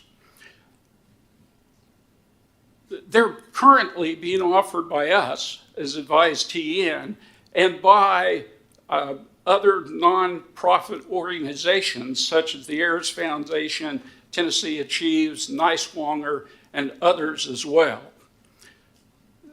These are all based upon completely different models, successful. They answer for the student and their family, what is next, how can I do it, how do I navigate all of the pathways and move seamlessly from that high school experience into the dual enrollment, into the first year fully in a post-secondary program. But none of these programs is fully comprehensive, and there are still gaps that exist across the state. And we intend to propose to the Commission in the next few weeks a comprehensive, coordinated response to our obligation to meet those statewide needs. I think you could be assured the evidence is in front of us that this is the direction that the state needs to go. This is the nature of the state master plan for education. This is the reason that THEC is, along with Chancellor Tidings, the only voice for education in front of workforce groups, in front of labor, in front of economic and community development, and the other engaged entities that are all working to the same end to increase and create a successful Tennessee economy. Because what are we looking for? Well, we're looking for them to deliver better education, better careers, and better lives. Now, with your permission, Madam Chair, I address another issue. August 2023, August of any year is kind of a special year for me because, as any of the people behind me would say, there's kind of a re-energizing when people are going back to school, back engaging in seeing students on campus, the thrill of move-in where those would be the cases. And 55 years ago, I started that experience, and this is my 55th anniversary in some role of higher education in a professional capacity. So August is always kind of a special month. Announcing to you that I'm ending this stage of my career is difficult because of my deep appreciation for the opportunity that this commission gave to me and the trust you had in me to serve your interest.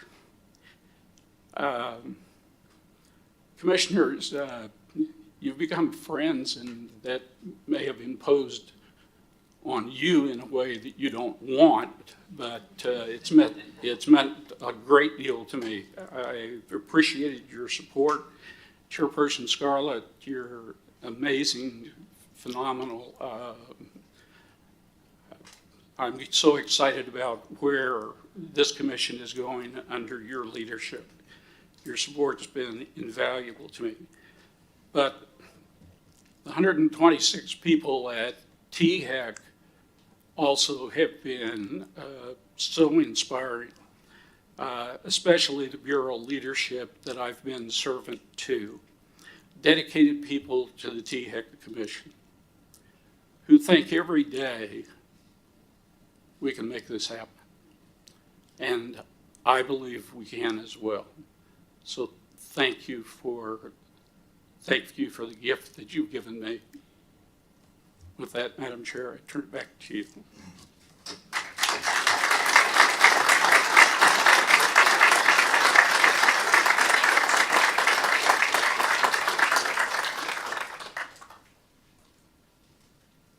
Thank you so much, Dr. Smith, for all that you've done for THEC and for your outstanding career over the past 55 years. You've done amazing things for higher education, not only in Tennessee, but in other areas as well.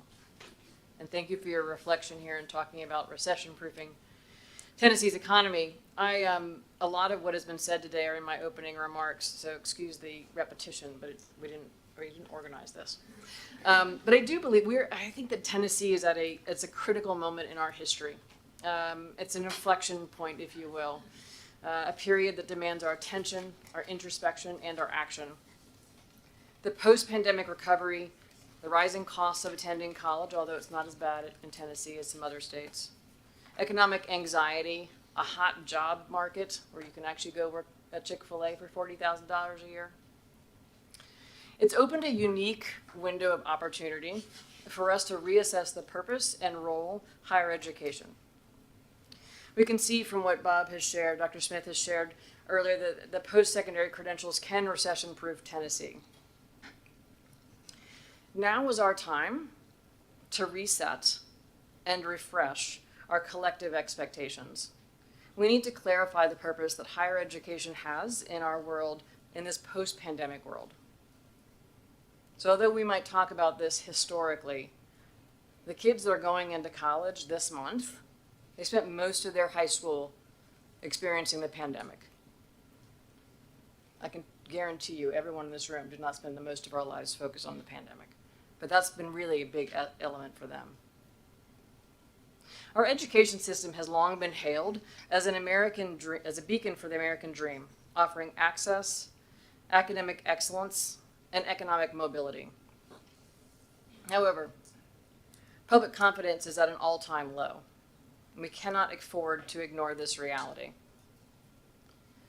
Tennessee's higher education institutions must adapt to meet the needs of today's and tomorrow's students.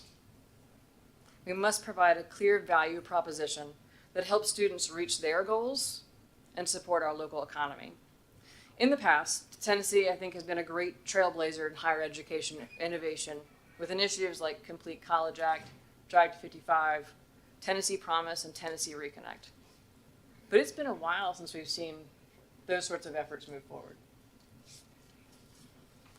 Those programs have encouraged more students to pursue post-secondary education, and that focus really needs to continue. However, it's now time to turn our attention to the institutions, to the supply side. As we continue to encourage young people to pursue higher education, to better their livelihoods, we must question whether we are content with sending them to institutions with poor completion rates. Accountability really matters. I believe we need to be data-driven decision makers and focus on outcomes. I'm a bit of a data geek for you guys that know me. That's where my heart goes first. But it also goes with the stories that we hear from students. I question whether we are satisfied with a 5% completion rate for certain subsets of our population. Do we know what happens to the students who graduate? Where do they go? What are they doing? How about those who drop out? These are all important questions to ask. They're hard. They're also hard to answer. But let's discuss reimagining the future of higher education, if you will. We need to align, and this is what you've heard this morning, aligning higher education with the future of work.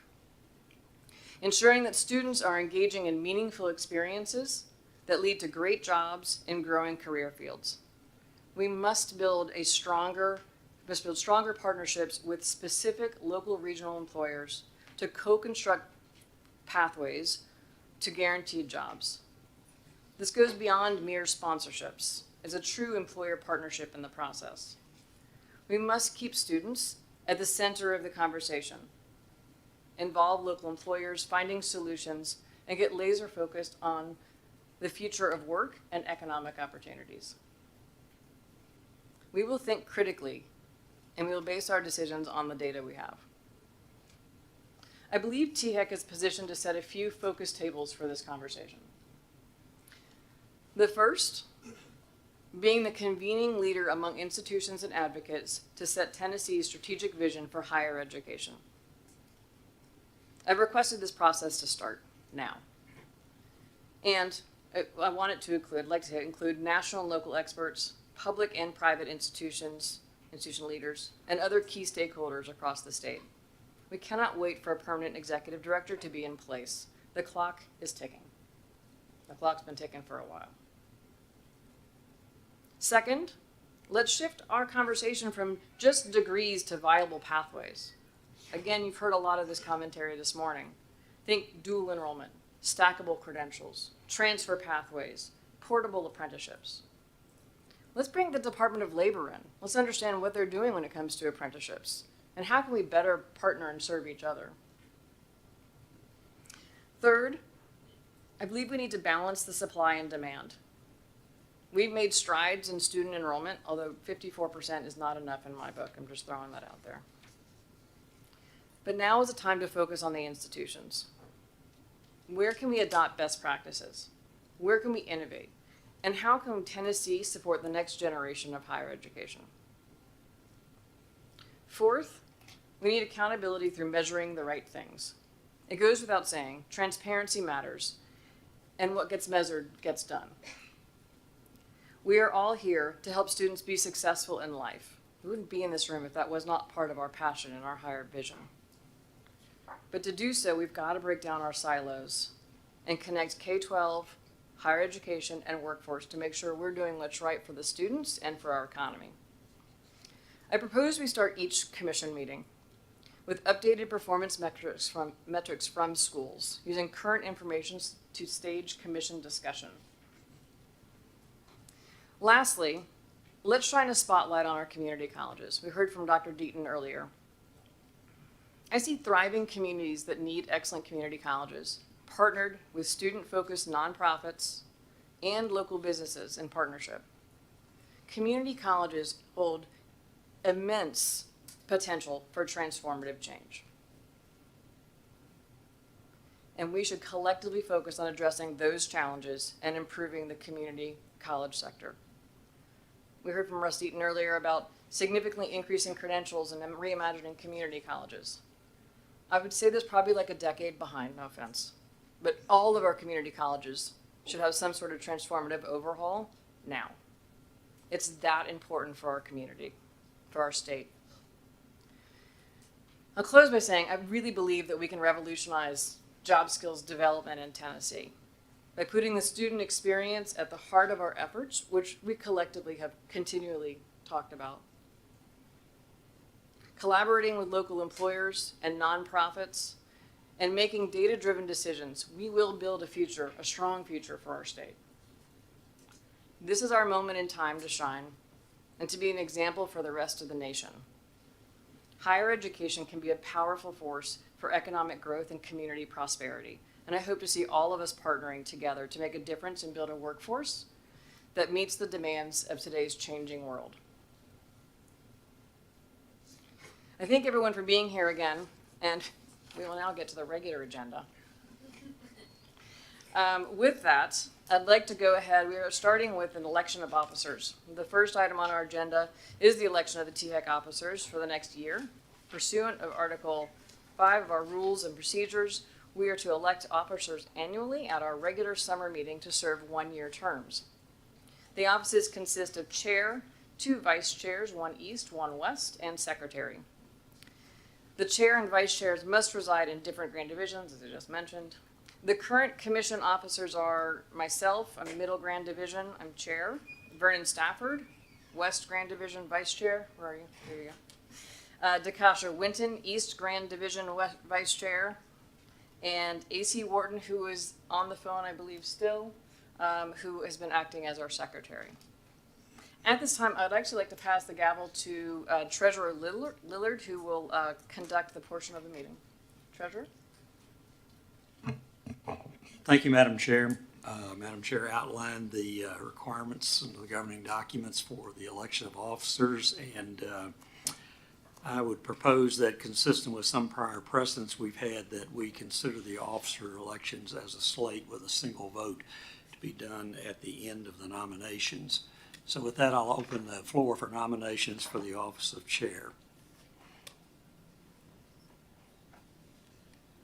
Don't all seek recognition at one time. Mr.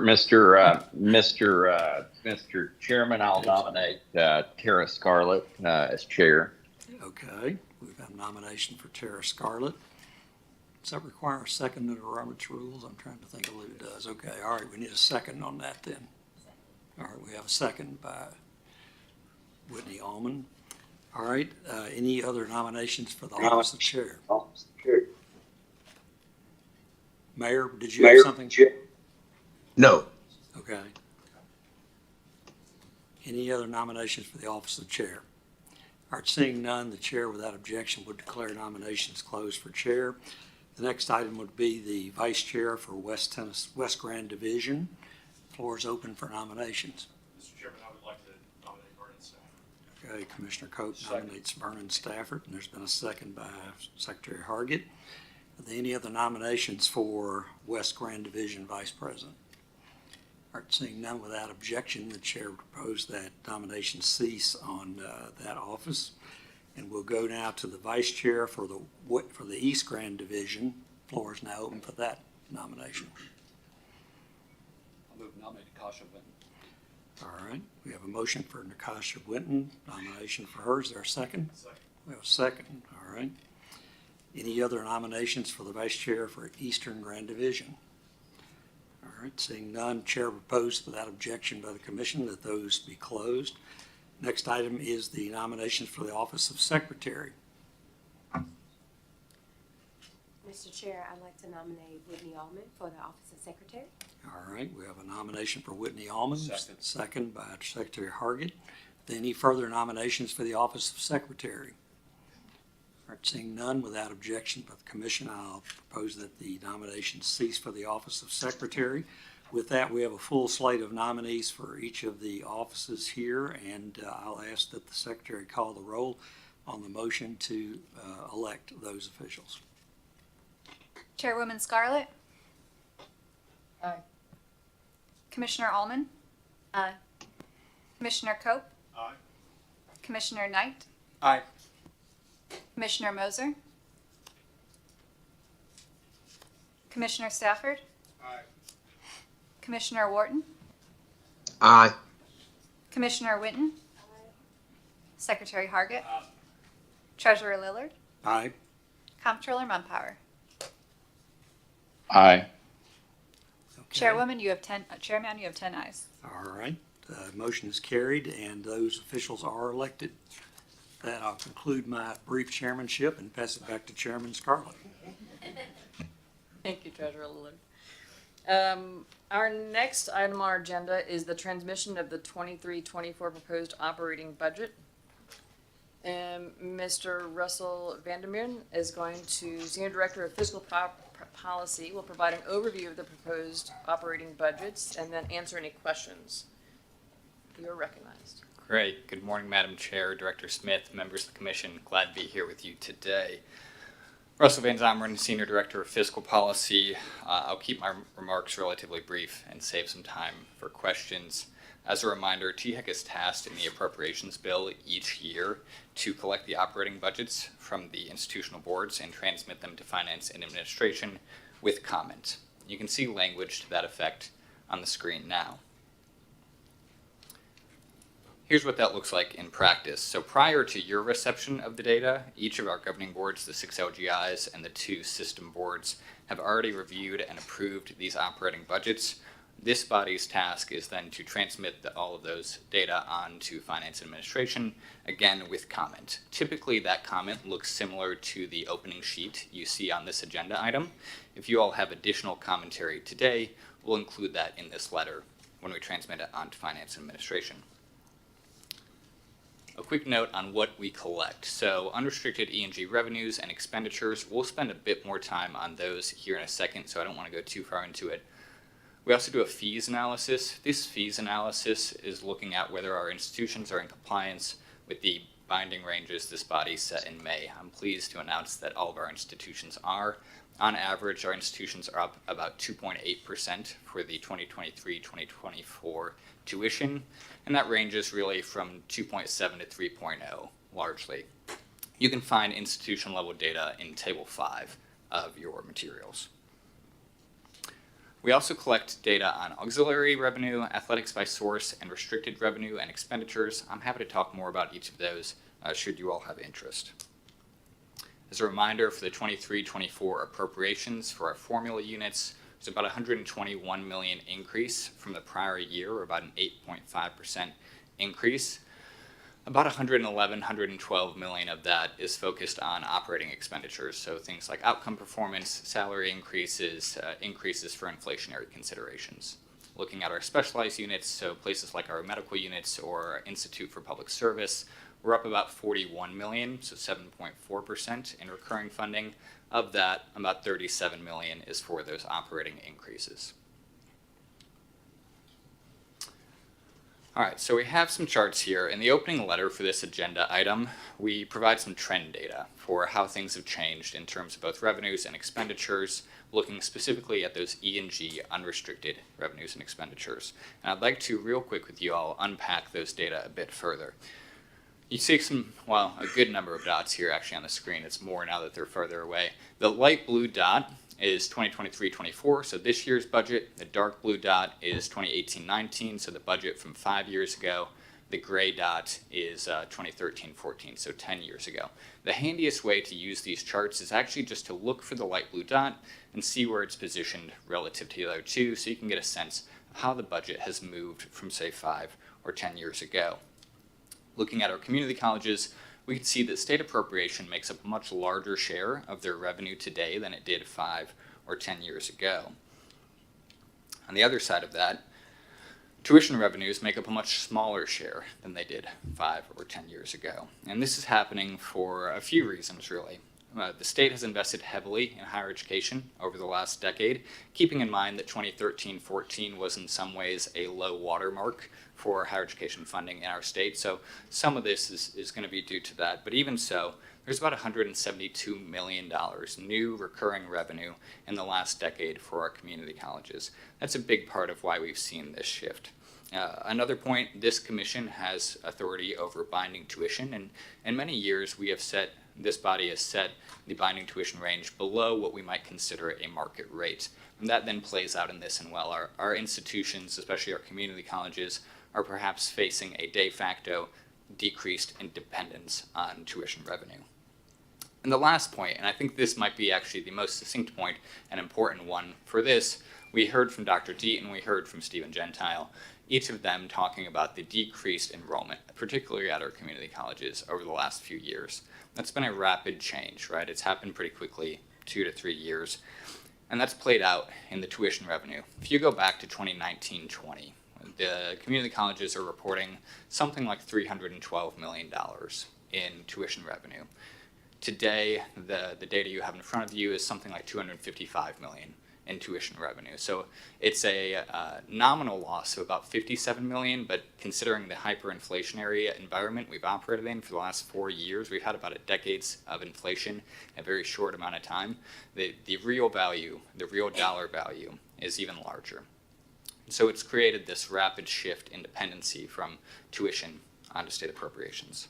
Looking at our universities, we see a very similar story, a larger dependence maybe on state appropriations relative to tuition, which we see here.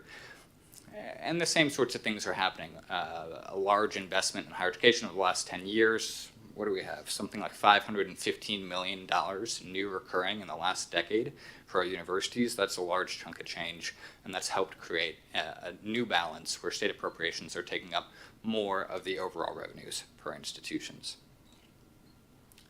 Moving on to expenditures.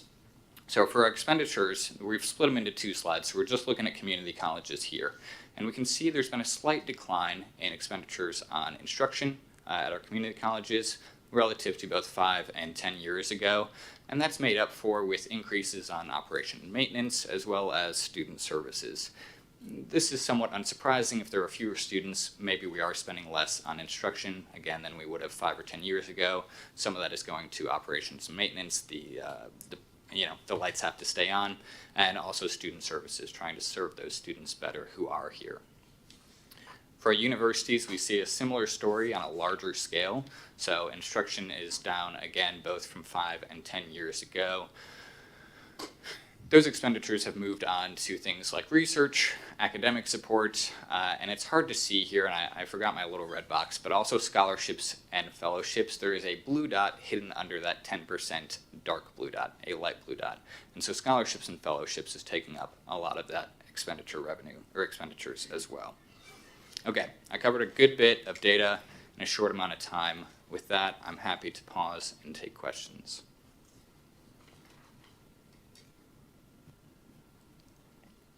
So I originally, this was on our consent calendar, and I had requested that it come on for a broader conversation, primarily because I was interested in the first paragraph of the summary page we received about the revenue generated from tuition and fees expected to account 46% of overall revenue, while state appropriations for 44%.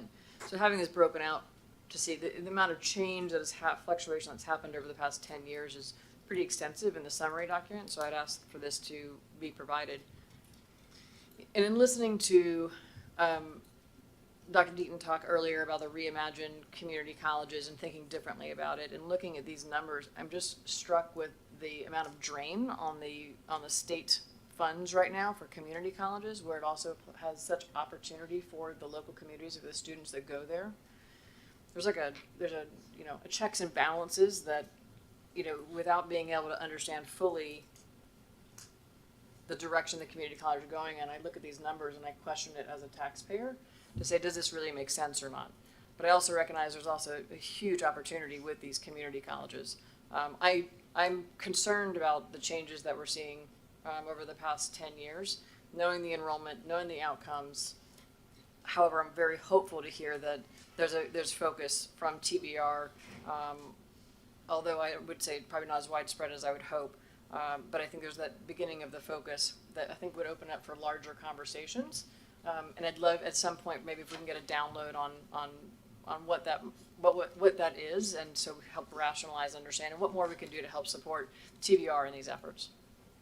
I don't know if anyone has any other questions or comments in regards to this. One question going back to the community colleges slide, if you would, in the expenditures. And just help me understand, I look at the scholarships and fellowships of 2%. I guess I would have expected that to be larger. I know the state obviously contributes a lot. Is there not much contribution from the community colleges themselves to scholarships and universities, or scholarships and fellowships? That tends to be the case. Our statewide scholarship programs are relatively robust, such that our 2-year students face, I think, the lowest student board share costs in the nation. They are also, I think, in the top 5 for lowest debt in the nation. The community colleges do not need to use their revenue necessarily to provide scholarships. They instead maybe focus on that institutional and academic support. Thank you. I have another question. This student services and academic support, what is the difference between those two? Okay, I'm glad you asked. I have definitions buried in here. Student services, apologies. Okay. No, I'm off. Okay, student services are welfare students, so student activities, intramurals, student aid, student health. Academic support is more like what you might imagine with guidance counselors or libraries, academic computing support, things like this. Where do the coaches fit in? You mentioned the coaching project.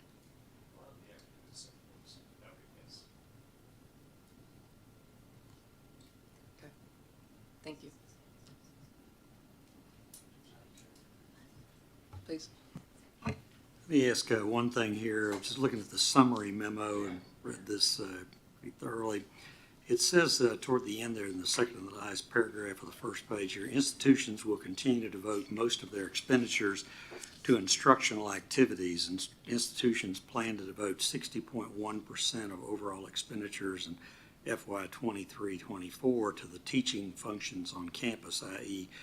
instruction, research, public service, and academic support, as compared to 62% 5 years ago and 63.1% 10 years ago. And I realize it's hard to generalize in higher education because there's so many different models used and everything, but how does that change in the ratio going from 60.1% to instructional, from a high of 63.1% 10 years ago? Is that a trend that we're seeing across higher education, or is that unique to Tennessee?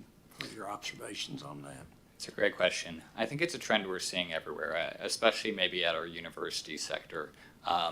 Institutions are much more than they were 10 or 20 years ago. We hear from you all, from some of the old folks at THEC, when we went to college, it was just, cinder block buildings, right? It's different now, certainly, and so it's not just about maybe some of those teaching functions. There's a lot of other things happening on campus, and we see that happening in the operating budgets as well. Okay. Is there any way to develop some yardstick that you would measure that across the country or across a relevant comparable peers group for institutions? We would be happy to look into it, yes. I think that'd be a worthy thing to look at. Okay. Thank you. The only comment I would have is if you're considered old, I'm now a relic. Apologies. Thank you all. Wait, Russell, one more thing before you leave. Is there any kind of a digest of all the nonprofits that support the different colleges and institutions and how much funding goes into those nonprofits? I think of like Tennessee Achieves, for example, and Sure. they've got a coaching model, or there's other ones I think too that's, I think there's Persist Nashville that serves them. So I think it'd be interesting to see what is the state putting in, Yeah. what are philanthropic dollars putting in, are those nonprofits also getting funded from the government? Yeah. What does that total ecosystem look like? That's a great note. So something we're trying to better capture is this total ecosystem. We've talked a little bit in our presentation last July about tuition and fees and how some of those tuition fees, actually often a good portion, can be covered from the state, from scholarships as well. We're trying to wrap our heads about where is all of the money going. We've done a really good job of tracking maybe our institutional specific funding through things like the operating budgets. We're trying to get a better sense of those, and so nonprofits is a great thing for us to add into that report and look at how the state is investing in nonprofits that are partnering with our institutions. Maybe asking the question a little bit differently is, what does it really take to help students graduate in today's day and age? Yeah. Whether that's 2, 4, technical, whatever. So, thank you for coming. Appreciate it. Awesome. Thank you.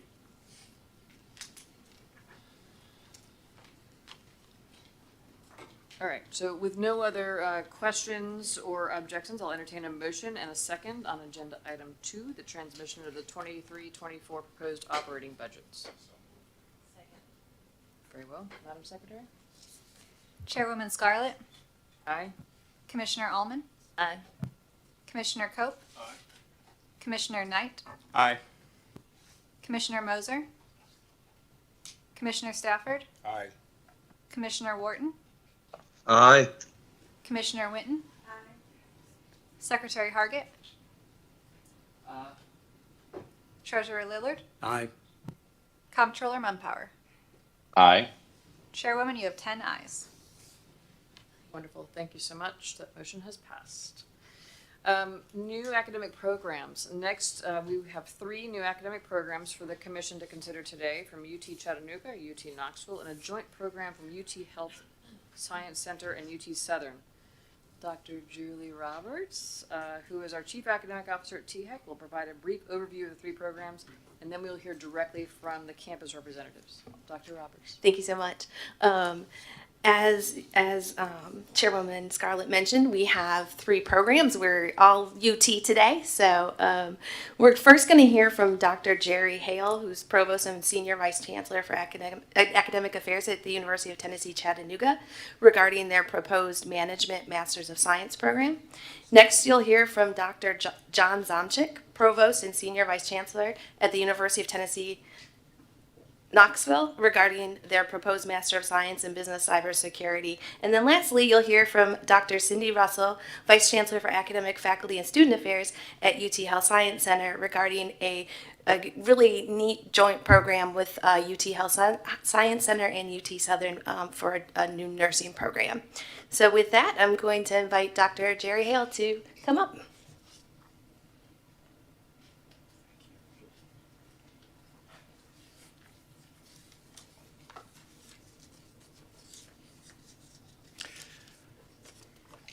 Chair Scarlett, whoops, didn't mean to holler at everybody. Dr. Smith and members of the commission, good morning, and thank you for the opportunity to speak to you this morning and advocate on behalf of what we think is a very exciting academic program.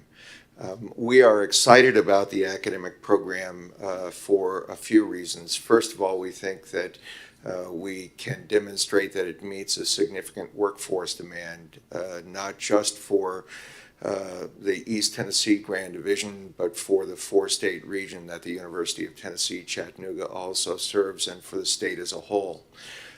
Secondly, we believe that we can demonstrate both from our current students and from alumni that there's a significant student demand for the program for which we are advocating. And the third thing that really excites us about it is that we think that it's a very unique program in a number of ways. And as I make comparisons with some of the other programs that currently exist in the state, I want to be very clear that I'm not implying that there is anything deficient or wrong about those programs.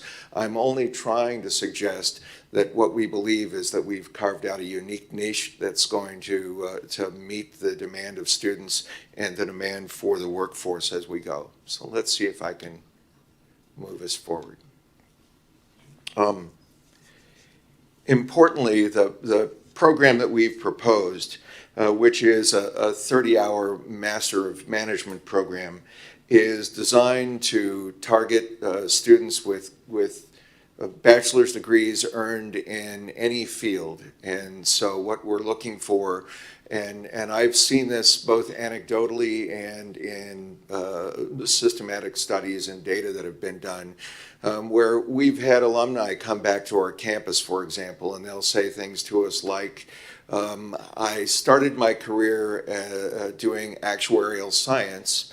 I don't do that anymore. Now I manage actuarial scientists, and I never had any training in managing people.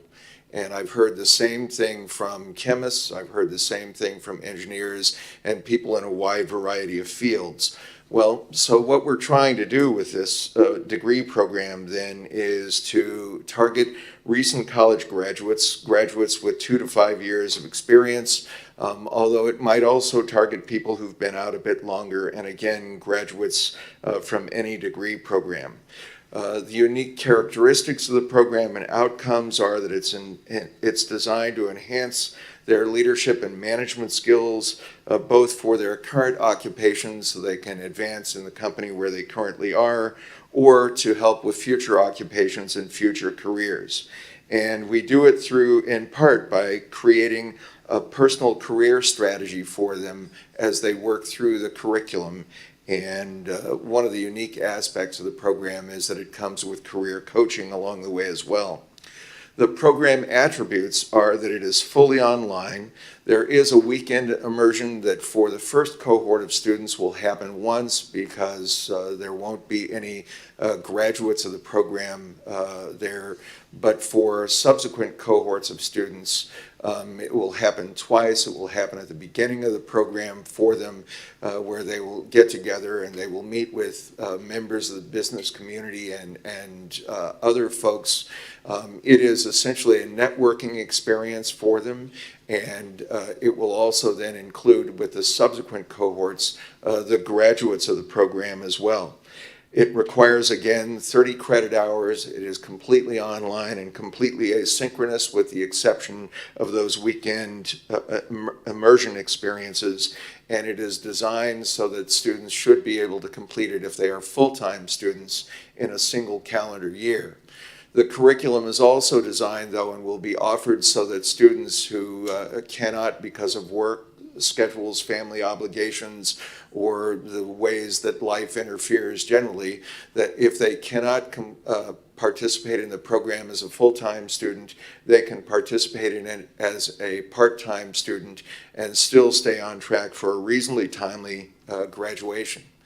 Now, most of the programs that are Master of Science and Management programs that exist in the state of Tennessee are offered by private universities, and we believe that one of the advantages that we will have in attracting students over those universities is that there will be a significant tuition differential between the cost of attending UTC and the cost of attending the private institutions. There are also some public institutions, and we believe that there are some qualitative differences between the program that we're proposing and what's happening at those institutions. Currently, APSU, for example, has an MS in management. It is a more general degree, something that for most programs would resemble something closer or more akin to an MBA program. It is also a 30 credit hour program, and it is offered completely online. We think the difference between what we're proposing and what is happening at Austin Peay is the difference in the curriculum, which I'll explain to you in just a second. Middle Tennessee State also has an MS in management, and it focuses on organizational leadership. It is a few credit hours longer than the one that we propose, and it also necessarily requires courses to be taken in a dual modality, and that doesn't mean that students have a choice between being online or being face-to-face. It means that the courses are offered in both modalities as they complete the program. And then finally, there is a program at THEC Nazarene University, and it is 33 credit hours. It is completely online in organizational leadership. And again, we believe that the advantage there is primarily one, that is a tuition-based advantage for the program that we're proposing. There are also MS in management degrees at two of the sister campuses in the University of Tennessee system. The difference between what we're proposing here and what's offered there is that the focus of those two programs is largely in the human resource domain, and with human resource procedures, human resource regulations, and things like that, and that will decidedly not be the focus for what we're proposing today. The program attributes, you can see how it aligns both with the state master plan and with the UTC strategic plan. And we think that's important. We wouldn't be proposing a program to you if we didn't believe that there was significant alignment with both the state master plan and with our university's strategic plan.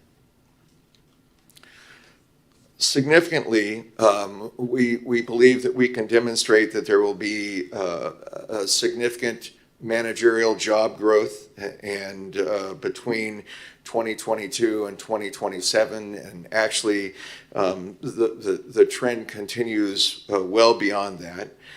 We found nearly 70,000 unique job postings in Tennessee for managerial positions in 2022.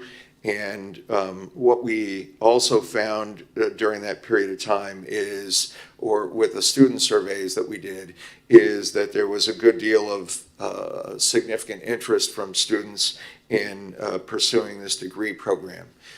You'll see on the right of the slide that you have there, and in the materials that we presented in the new academic program proposal, you'll see one of the several letters that we presented from businesses in and around Chattanooga, encouraging us to propose this program and put it forward. And so we do believe that we have the support of our community partners as well.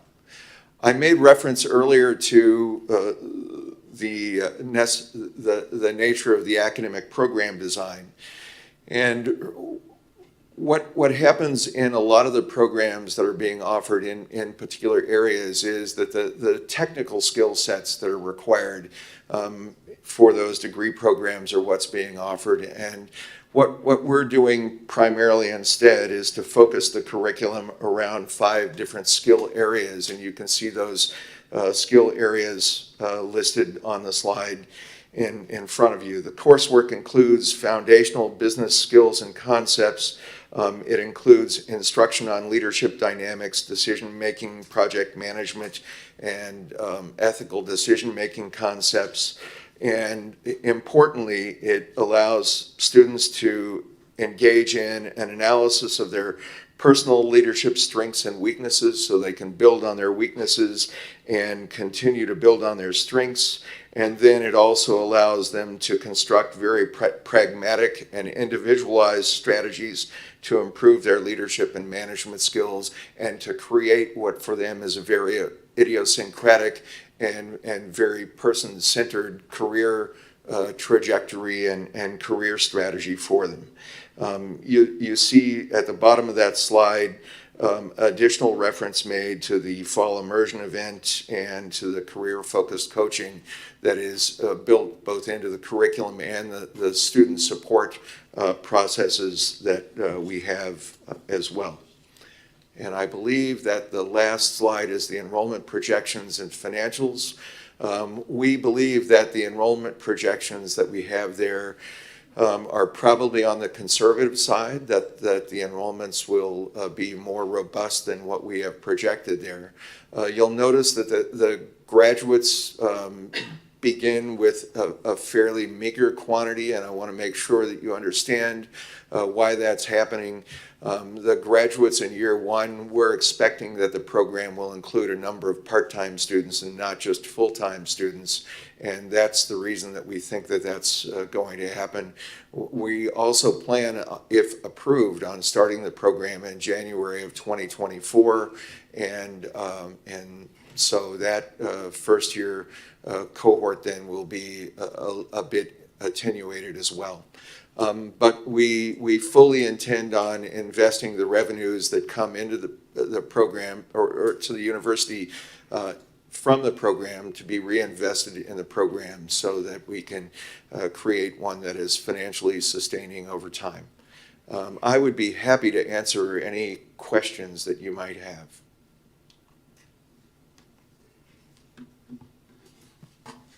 This emergence event, does that restrict enrollment to the local area even though it's fully online, or will students from all over the state of Tennessee be able to participate in this program? The students could come from anywhere, including students from out of state. And we intend on marketing the program fairly aggressively if approved.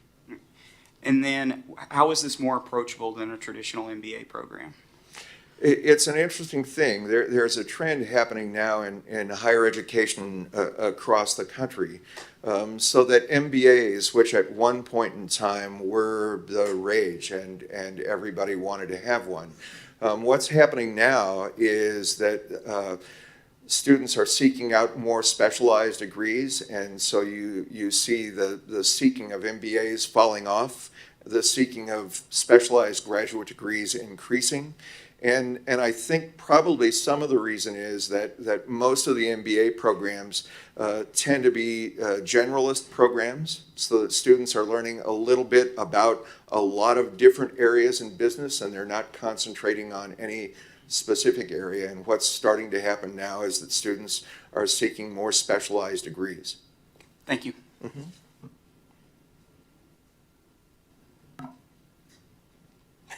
Takasha. So I just had a general question because this particular program focuses a lot on leadership development, and you mentioned that most of the programs that we implement and we approve are more technically related, but and this one is more like developing those social skills and all that good stuff. I guess what's kind of disconcerting for me is that I would have assumed that all of the programs that we have approved have some level of managerial, teaching people how to operate in the workforce. Otherwise, we have people ill prepared when they're coming out of the workforce. So I'm just interested to know your thoughts on, just programs in general, and why they are lacking in that, teaching people how to join the workforce. Well, there are a few different potential answers to that. And again, one of the targets for this degree program might not be people who had undergraduate degrees in management, for example. So it is one that's designed to appeal to people from a lot of different disciplines. Some of those different disciplines and degree programs, I think, do a better job than others at teaching the human skills, and some of them focus just completely on the development of the technical skills that are advanced. If you think, for example, about, gosh, I hate to do this because I love these programs at my own university, but if you think about training accountants, it's very important for an accountant to have the technical skills to do their job. It is much less important in the early stages of their career, at least, to have what I would call the human skills.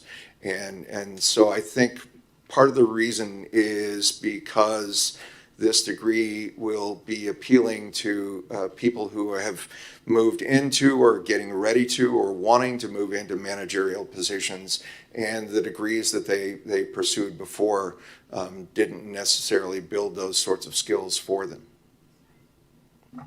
Thank you for that. That explains a lot of the accountants that I know. Well,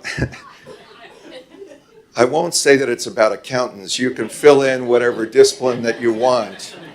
But there is an old joke that the introverted ones stand around staring at their shoes, and the extroverted ones stand around staring at your shoes. So. As one who got his degree in accounting, Uh-oh. I do agree with what you've presented in the importance of soft skills, and that's something that we look for a lot in students today that is missing. You did a great job presenting the fact that your program, or you believe your program, will be distinctive, and I believe you even say distinctive from other management offerings in that they will particularly focus on leadership skills. Mm-hmm. And this is not a criticism, just a little bit of education for me. How did you come up with the naming of it as a management degree as opposed to a leadership degree? It seems like to me there's a clear distinction between the two, and for it to be so unique and distinctive, I would think that the leadership title would be more attractive. Commissioner Stafford, if you see the smile on my face, it's because, first of all, that's an excellent question, but it's not exactly a soup question. If you look back through the management literature, and if you talk to professors of management and practitioners of management, there is a lengthy debate that goes back probably about 75 years that looks something like this. About half of the field believes that if you made Venn diagrams, and who doesn't love a good Venn diagram, of management and of leadership, that the two would map onto one another perfectly, and so they use the term interchangeably. And then another half of the field and another half of the practitioners would suggest that there are significant differences between the two. So that leadership, for example, they might suggest is a series of behaviors that are designed to align people behind a collective goal or a shared vision, and that management, on the other hand, includes many more things, such as the ability to organize necessary resources and activities in order to achieve whatever those shared goals might be. And so there's really no easy answer to your question. What we have conceived of here, though, is probably something that falls into the latter category. And if you were to Venn diagram those, because again, who doesn't love a good Venn diagram, what would happen is leadership would be subsumed in the circle of management, but that the management circle would be much bigger and include several other additional activities. And what we believe we've done with this particular degree program is include the leadership component in a major way. But if you go back through the curriculum that we've proposed, it includes courses in a number of different areas. Things like effective team building, for example, things like project management skills, which can be different than leadership skills, and some things like that. So I'm sorry for a lengthy answer, but I hope that answers your question. It's helpful. Thank you. Any other questions? Very well then. Thank you very much, Dr. Hale. I appreciate it. Since there's no more questions or objections, I'll entertain a motion in a second on item A, the UT Chattanooga Management Master of Science. We do not have a quorum. We got to hang out and wait for our people to show back up. Thank you, Stephen. Do we still have our virtual participants? Okay, we're good. Oh, we do? We will need to read after the vote, a statement of necessity explaining the virtual to make it more. But yes, go ahead and take the vote, and, but we will mail virtuals.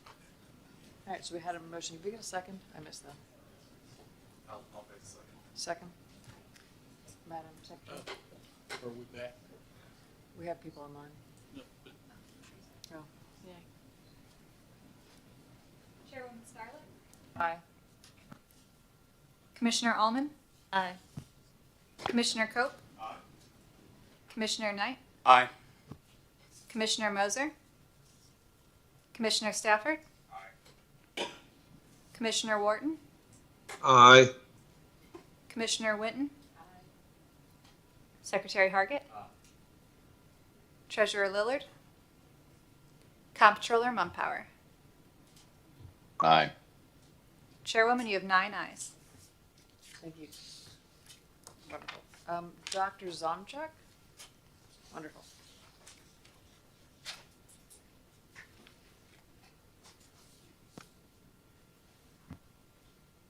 Thank you, Chair Scarlett. Good morning, Executive Director Smith, members of the Commission. Always a pleasure to come before you and to present to you a proposal for a new degree program at the University of Tennessee, Knoxville. What I'm presenting to you this morning is a Master of Science in Business Cybersecurity to be offered by our Haslam College of Business. The impetus behind this program is an explosive growth in the need for cybersecurity jobs across the country. According to one of the sources we consulted, there are about 750,000 vacancies in 2022, and the U.S. Bureau of Labor expects a 30% job growth in cybersecurity openings by 2030. This is a particular program which seeks to merge management skills with some level of IT knowledge. I'll read to you a quotation from Gartner Security and Risk Management that I think summarizes it. A strategy of bringing business into cybersecurity decisions produces better resilience and more willing collaboration between business users and the Office of the Chief Information Security Officer. I've just given you the overview of the program, that blending or merging of business acumen and knowledge of internet technology.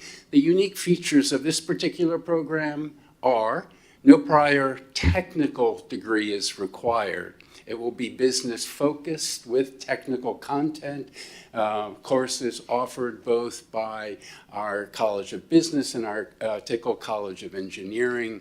It will also distinguish itself from other current business cybersecurity programs by offering a full program, not a concentration.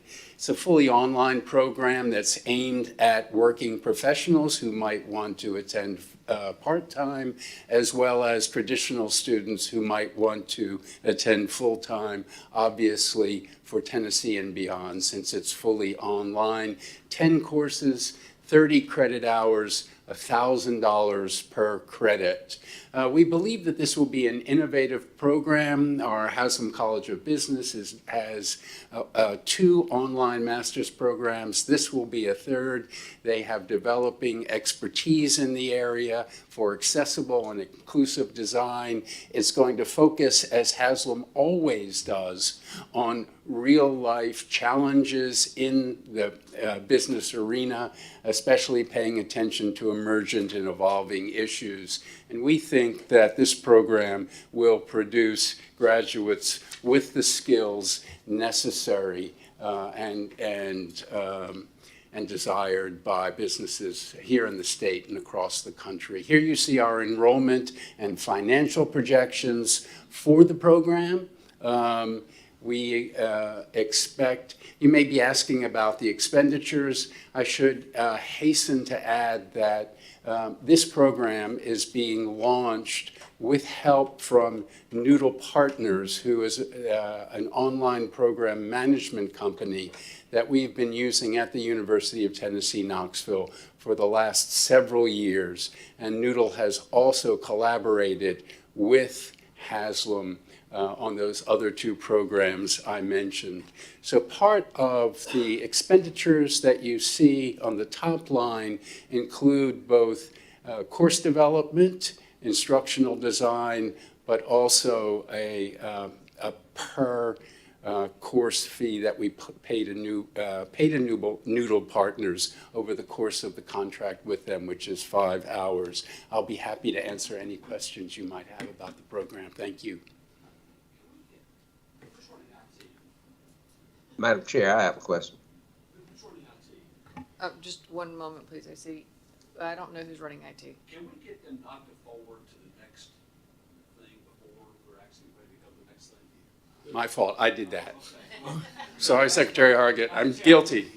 Well, I walked back in the room a moment ago, and I thought we were voting on your item, because it had already been forwarded to the next item, and we were not on that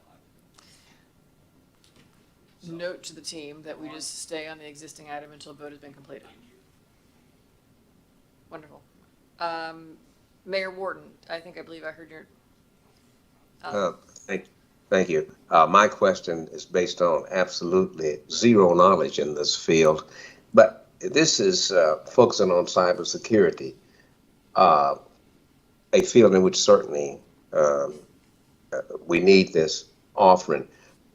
My basic, simple question is there any trajectory for individuals enrolling in this program with respect to the severe need for security in the AI field? I want to make sure that we're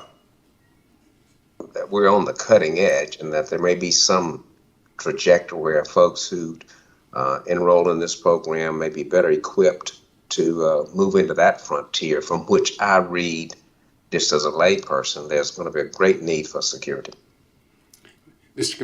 Mr. Commissioner, that is a fantastic question. We have a number of initiatives at UT Knoxville that are aimed at AI, including a brand new college, which was approved here, a College of Emergent and Collaborative Studies, that will offer AI courses.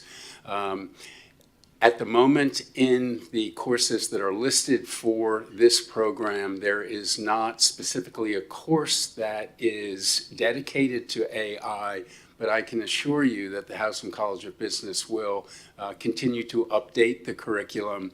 We're all, I think, playing catch up. That is to say, catch up, not ketchup, which is a condiment. With respect to AI, because it has, literally, I think, exploded onto the higher education scene, especially since October with the release of ChatGPT. And we're working as quickly as we can to equip all of our students, not just those who go through programs like this one, with literacy and competence in artificial intelligence. It will be absolutely essential for working in the future. Thank you. Thank you, sir. Any other questions or comments? Yes, Jacob. What is the ratio between what courses will take place in the College of Business versus the engineering? I don't have it before me, but I believe it's 6 to 4. 6 in business, 4 in engineering. Thank you. Any other questions? I appreciate the condiment correction. With that, I'll entertain a motion and a second on item B, which is the UT Knoxville Business Cybersecurity Master of Science. Second. Madam Secretary. Chairwoman Scarlett, Aye. Commissioner Allman, Aye. Commissioner Cope, Aye. Commissioner Knight, Aye. Commissioner Moser, Commissioner Stafford, Aye. Commissioner Wharton, Aye. Commissioner Winton, Secretary Hargett, Treasurer Lillard, Aye. Comptroller Mumpower. Aye. Chairwoman, you have 10 ayes. Thank you so much. Motion carries. Thank you, Thank you. Dr. Zomchak. Dr. Russell, you are recognized.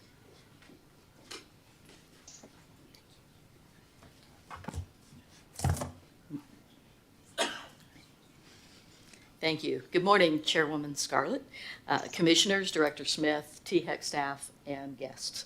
On behalf of the team working on this project as the Chief Academic Officer of the UT Health Science Center, I'm privileged to present this joint Bachelor of Science in Nursing program that's tangible evidence of the University of Tennessee System's B1 UT values. This joint program is the outgrowth of conversations that started shortly after our June 2021 UT Board of Trustees meeting, where Martin Methodist College was formally welcomed to UT as UT Southern. You might ask why we went to the extensive effort of combining and joining two already independently accredited, Board of Nursing approved, and successful traditional Bachelor of Science in Nursing programs. Establishing this joint program, though, results in several advantages to our students, both of our institutions and our state. This academic program is designed so that students complete the pre-nursing curriculum of 60 credits the first 2 years as UT Southern students, and then they complete the nursing curriculum of 60 credits the last 2 years as joint program students. Tuition and fees are set at the UT Southern rate. Students at UT Southern will remain on the Pulaski campus. They'll have a very personalized experience because they remain on that Pulaski campus. In addition, though, they will have access to a wider range of faculty expertise, and they'll also be able to take advantage of unique site-specific resources, such as UT Southern's rural health focus, as well as the Health Science Center's internationally known and nationally accredited simulation center and extensive library holdings.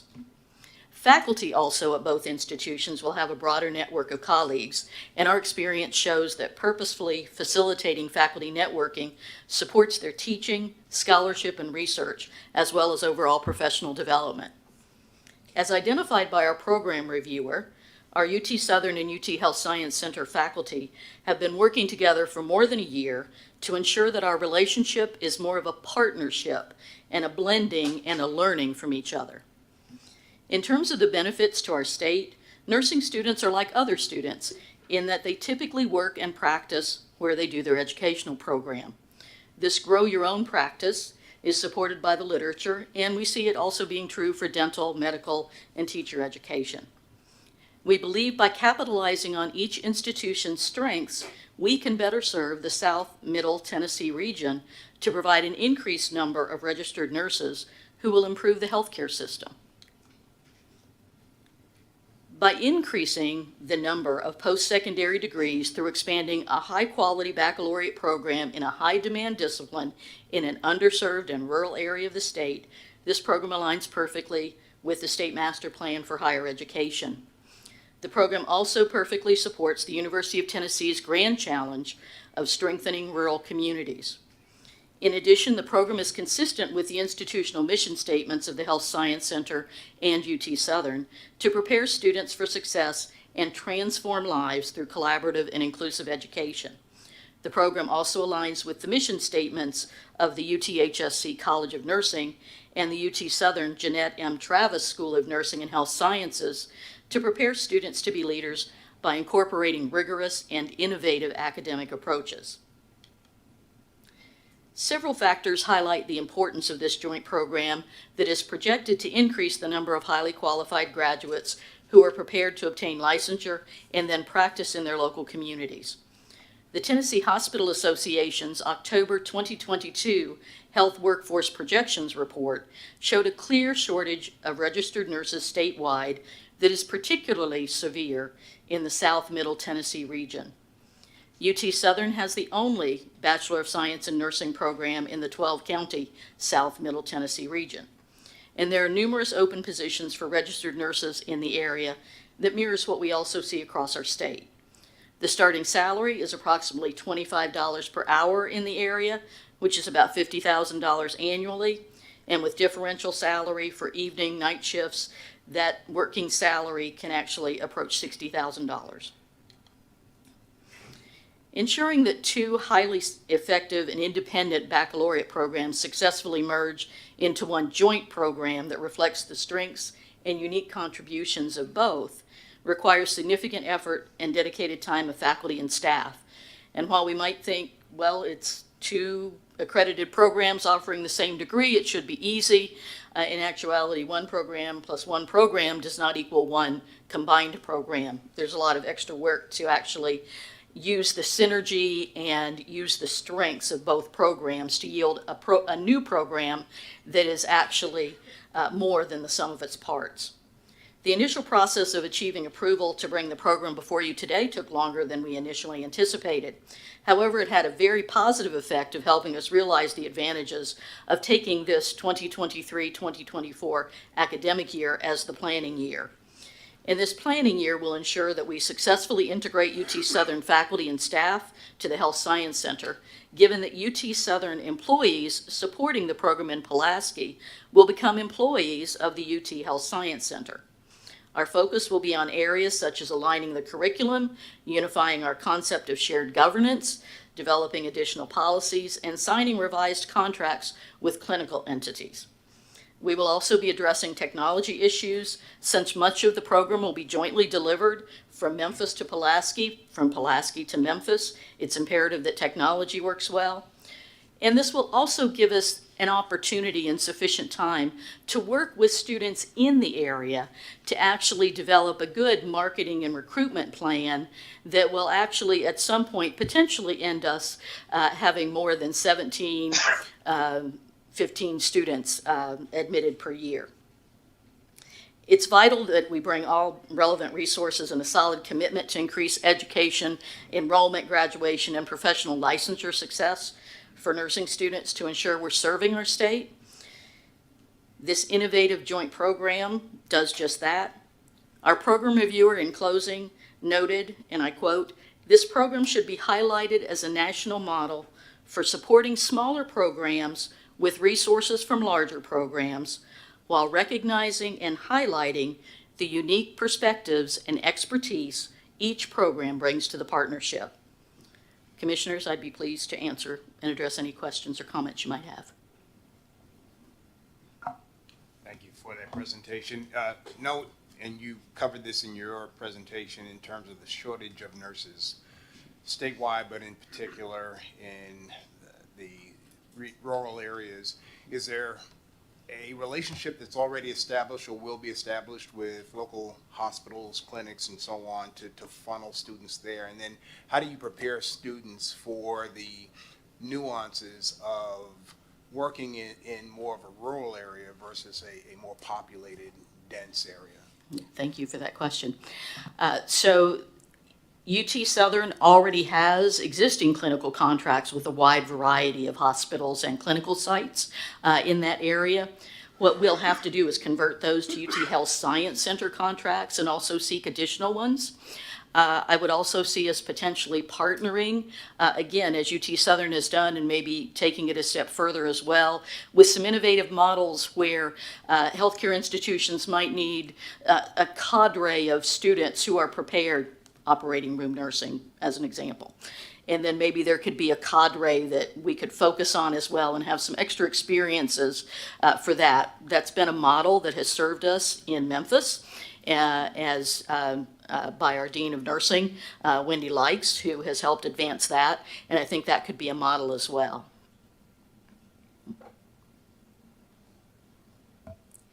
Would you mind helping me understand, in this case here, it seems that obviously the budget is balanced, but with the prior academic programs, they were using, I'm going to say, the net profit, if you will, but to reinvest into the program. Why do you not see the need here in this case? So we're looking at those tuition revenues that come in and then the expenditures. We are also looking for the additional potential for having some additional grants and things that might help us expand the program. These are two fully functioning programs as they are. So unlike asking for new money for a brand new program that has to start from scratch, this really is how can we work together and combine our resources and maximize the use of the resources we currently have.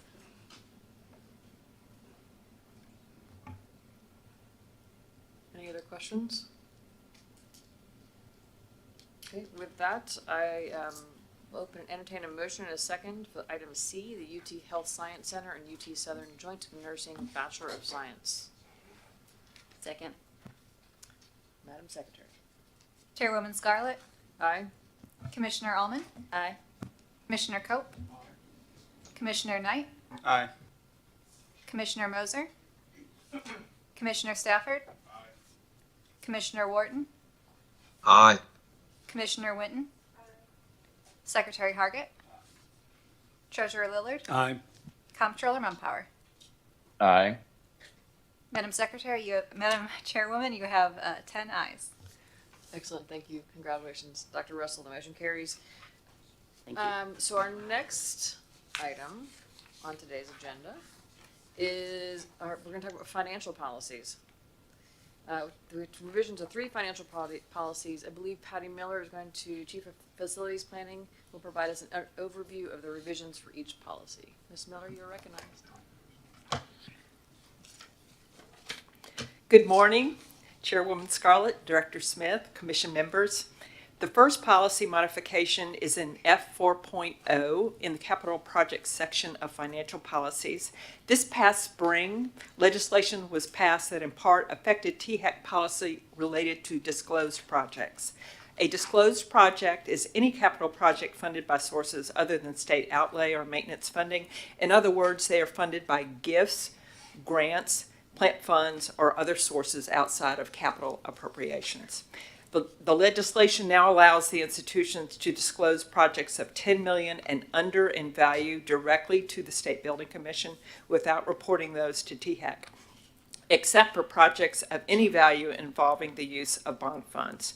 Projects of $10 million and under will no longer be disclosed through submittals to THEC. To be consistent with the legislation, THEC will receive and report consistent with the legislation project submittals from the institutions involving the use of bond funds of any value and all projects over $10 million in value as part of the annual capital budget process. THEC will disclose those projects to FNA and to the governor for consideration in the annual budget. The legislation and corresponding THEC policy change simplify the disclosure process and reduce the timeline for smaller projects. Be glad to answer any questions. Do we have any questions? Comments? Have a motion to approve the policy update. Do we have a second? Excellent. Madam Secretary. Chairwoman Scarlett, Aye. Commissioner Allman, Aye. Commissioner Cope, Aye. Commissioner Knight, Aye. Commissioner Moser, Commissioner Stafford, Aye. Commissioner Wharton, Aye.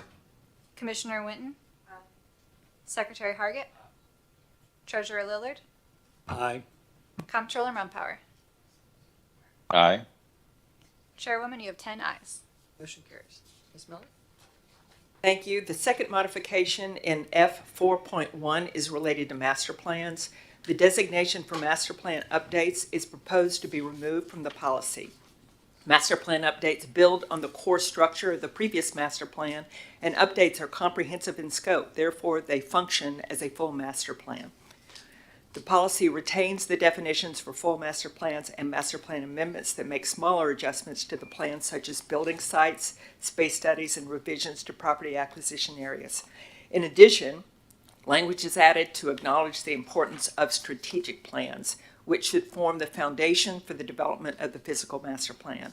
Also, references to infrastructure and building conditions are added as a part of the reviews to emphasize those critical elements of the plan. The amendment section also adds space needs study as a possible type of amendment. These are simple changes proposed to clarify the types of plans and review focus. Any questions or comments? Second? Madam Secretary. Or any further discussion? I'm forgetting that part. Okay. Madam Secretary. Chairwoman Scarlett, Aye. Commissioner Allman, Aye. Commissioner Cope, Aye. Commissioner Knight, Aye. Commissioner Moser, Commissioner Stafford, Aye.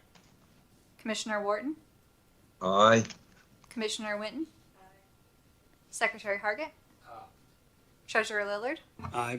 Comptroller Mumpower. Aye. Chairwoman, you have 10 ayes. Motion carries. Thank you. The third modification in F4.2 is related to leases. The existing policy requires THEC to collect and transmit quarterly reports from all institutions on the listing of all leases and licenses. Following the passage of the Focus Act, the institutions began to report leases on a quarterly basis directly to the state architect's office. This policy modification removes the requirement for THEC to act as a pass-through on those reports to be consistent with how the reporting now occurs in practice and is supported by the state architect. We request your consideration and approval. Any questions or comments? Look for a motion and a second. Second. Madam Secretary? Chairwoman Scarlett, Aye. Commissioner Allman, Commissioner Cope, Aye. Commissioner Knight, Aye. Commissioner Moser, Commissioner Stafford, Commissioner Wharton, Aye. Commissioner Winton, Secretary Hargett, Treasurer Lillard, Aye. Comptroller Mumpower. Aye. Chairwoman, you have 10 ayes. Motion carries. Thank you, Ms. Miller. Thank you. Next up is an off-campus location for Jackson State Community College at the Gibson County Center. Angelica Jones, Director of Academic Affairs, will provide information on off-campus location. Ms. Jones, you recognize. Thank you. Good morning, Commissioners, and thank you for the opportunity to present today. Per THEC's off-campus policy, the Tennessee Higher Education Commission is to review and approve or disapprove all programs for off-campus locations at public institutions, including community colleges and universities. This means the Commission must approve any off-campus location outside of the main campus that provides complete programs. With that, Jackson State Community College requests a center code for the Gibson County Center, which was originally established in 1994 in Trenton, Tennessee. This request is a result of a 2022 service area change that then resulted in Jackson State Community College acquiring some of Dyersburg State Community College's service area. Jackson State plans to maintain the existing programs that had been offered by Dyersburg State, including dual enrollment and courses that count towards AA and AS degrees. Jackson State Community College plans to add additional certificate offerings such as patient care technology and healthcare technician. Renovations are anticipated to be general and pertain mainly to the upkeep and transition of the current facility. Jackson State Community College intends to hire 2 additional staff members to assist with the projected increase in enrollment and the need for further student service support. Again, thank you for the opportunity to present today, and I, along with my colleagues from TBR and Jackson State, are happy to answer any questions. Any questions or comments? Move to approve. Second. Madam Secretary? Chairwoman Scarlett, Aye. Commissioner Allman, Aye. Commissioner Cope, Aye. Commissioner Knight, Aye. Commissioner Moser, Commissioner Stafford, Aye. Commissioner Wharton, Aye. Commissioner Winton, Secretary Hargett, Treasurer Lillard, Aye. Comptroller Mumpower. Aye. Chairwoman, you have 10 ayes. Congratulations, the motion carries. Thank you. Next agenda item is other business, and we've got a variety of topics to cover in other business. First and foremost is I'm sad to announce that Dr. Bob Smith has resigned.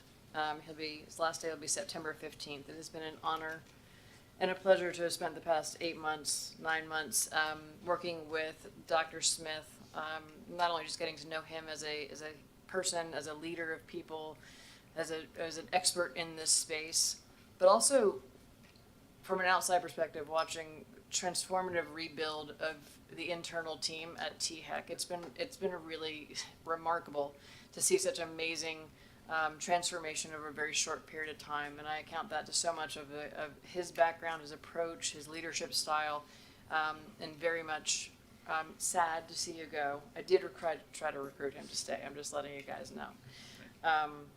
But it's time for him to take the next step. So I just, once again, would love to have a round of applause for Dr. Smith for serving such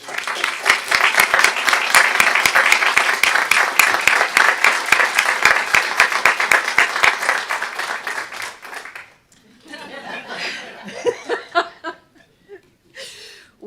So September 15th will be his last day as interim, which I think actually might be a Saturday if I'm not mistaken, so I don't know what you're doing. It's a Friday, okay, confirm that. I've spent a good amount of time with the internal chiefs over the past 4 or 5 months, and I would like to move in pursuant with the TCA 497205A. The commission selects, yes, Dr. Stephen Gentile for the position of interim executive director for Tennessee Higher Education Commission under the existing terms and conditions of the position. I welcome any seconds that might. Madam Chair, I'll second the motion, Madam Chair. Very well. Is there any further discussion about this? With that, Madam Secretary? Chairwoman Scarlett, Aye. Commissioner Allman, Commissioner Cope, Aye. Commissioner Knight, Aye. Commissioner Moser, Commissioner Stafford, Aye. Commissioner Wharton, Aye. Commissioner Winton, Secretary Hargett, Treasurer Lillard, Aye. Comptroller Mumpower. Aye. Chairwoman, you have 10 ayes. Motion carries. Welcome to the role, Dr. Gentile.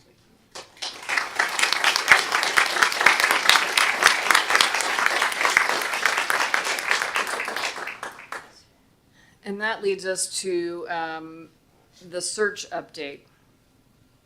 I'm not going to relive the past 9 months on the search process that we've been through, nor do I will spare you all the last 9 weeks of trying to get a search firm in here. As you all know, my background is in the private sector. It takes like a day to find a search firm. In government, it took us 9-10 weeks. Lots of opportunity there, but that's not why we're here. We did kick off with a search firm this week with a company called AGB. And so we had that kickoff on Monday. We have set an expectation with that firm that we would like to have the final selection by our next commission meeting, which is November 16th, if I'm not mistaken. We'd like to have that final candidate at that point. Full awareness that that might not mean that they're starting on the 17th, but it could mean they start in January. But regardless, we would like to have someone selected at that time.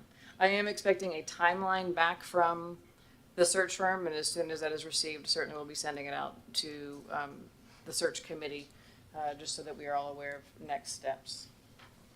Any questions about search firm or anything else? Well, if I can, if a candidate is identified well before then, we could move before then. Oh, yes. Okay. The sooner the better. Although I say the sooner the better, and per our past discussions, we want to get the right person in here. For all the reasons that we've talked about earlier today.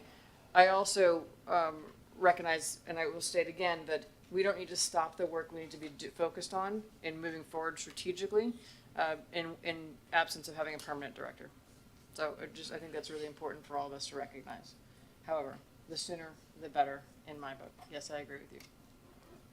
Any other questions, comments? Madam Chair, quick Yes, sir. question. Yes, sir. As part of the process, will the search committee be reaching out to commissioners for a touch base or input, or will they be relying strictly on the search committee or the chair? I know I would have some interest in offering the search firm some input. How will that work? Yeah, so the conversation that we had with them on Monday is I expect there'll be some level of correspondence and communication with certainly the search committee, and we can extend that to the entire commission if desired, to be able to feed into the final profile. We have all agreed to and approved the job description back in January, if I remember correctly, and they'll be using that to begin to develop. Actually, I believe they already have a draft of the profile.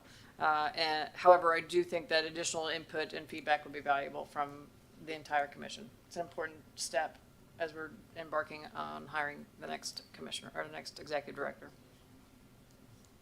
Thank you. I'll just say I would appreciate the contact from the search firm, and whether it's all members or whether it's members that express an interest in that, I would certainly appreciate that. Thank you. I would propose at this day and age, I think it would be valuable for us to go ahead and push it out to all members. If all members choose to engage, fantastic. If you choose not to engage, you just have to let them know. Does that work for everybody? I have two other elements, so three other parts of other business. One, I'd like to recognize Commissioner Winton. You had a request. Yes, I had a request for the universities in regards to housing for students as we are getting ready to go into this next semester. I know a lot of, we've seen a lot of things in the news, so if we can get any updates at all in regards to whether or not we have adequate housing available. I don't know if everybody's here or not that can provide any insight, but it would just be helpful for us to know.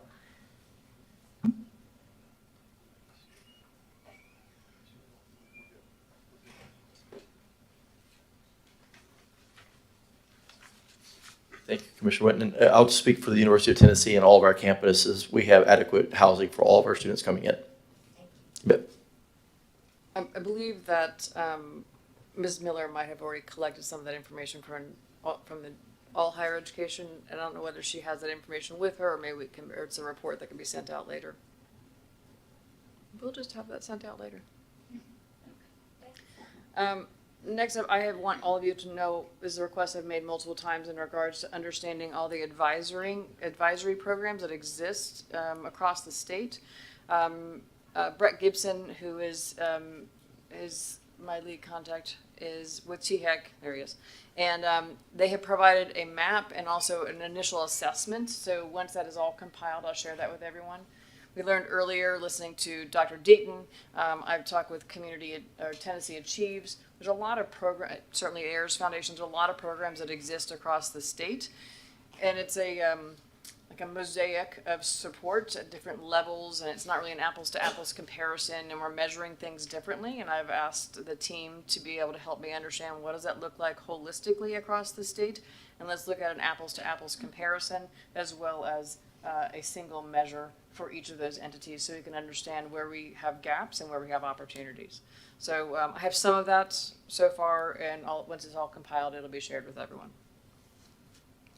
That brings us to the last point of other business that I have so far. It's been notified, and I'd like to recognize Comptroller Mempower in regards to a letter that was sent to the Commission on August 1st.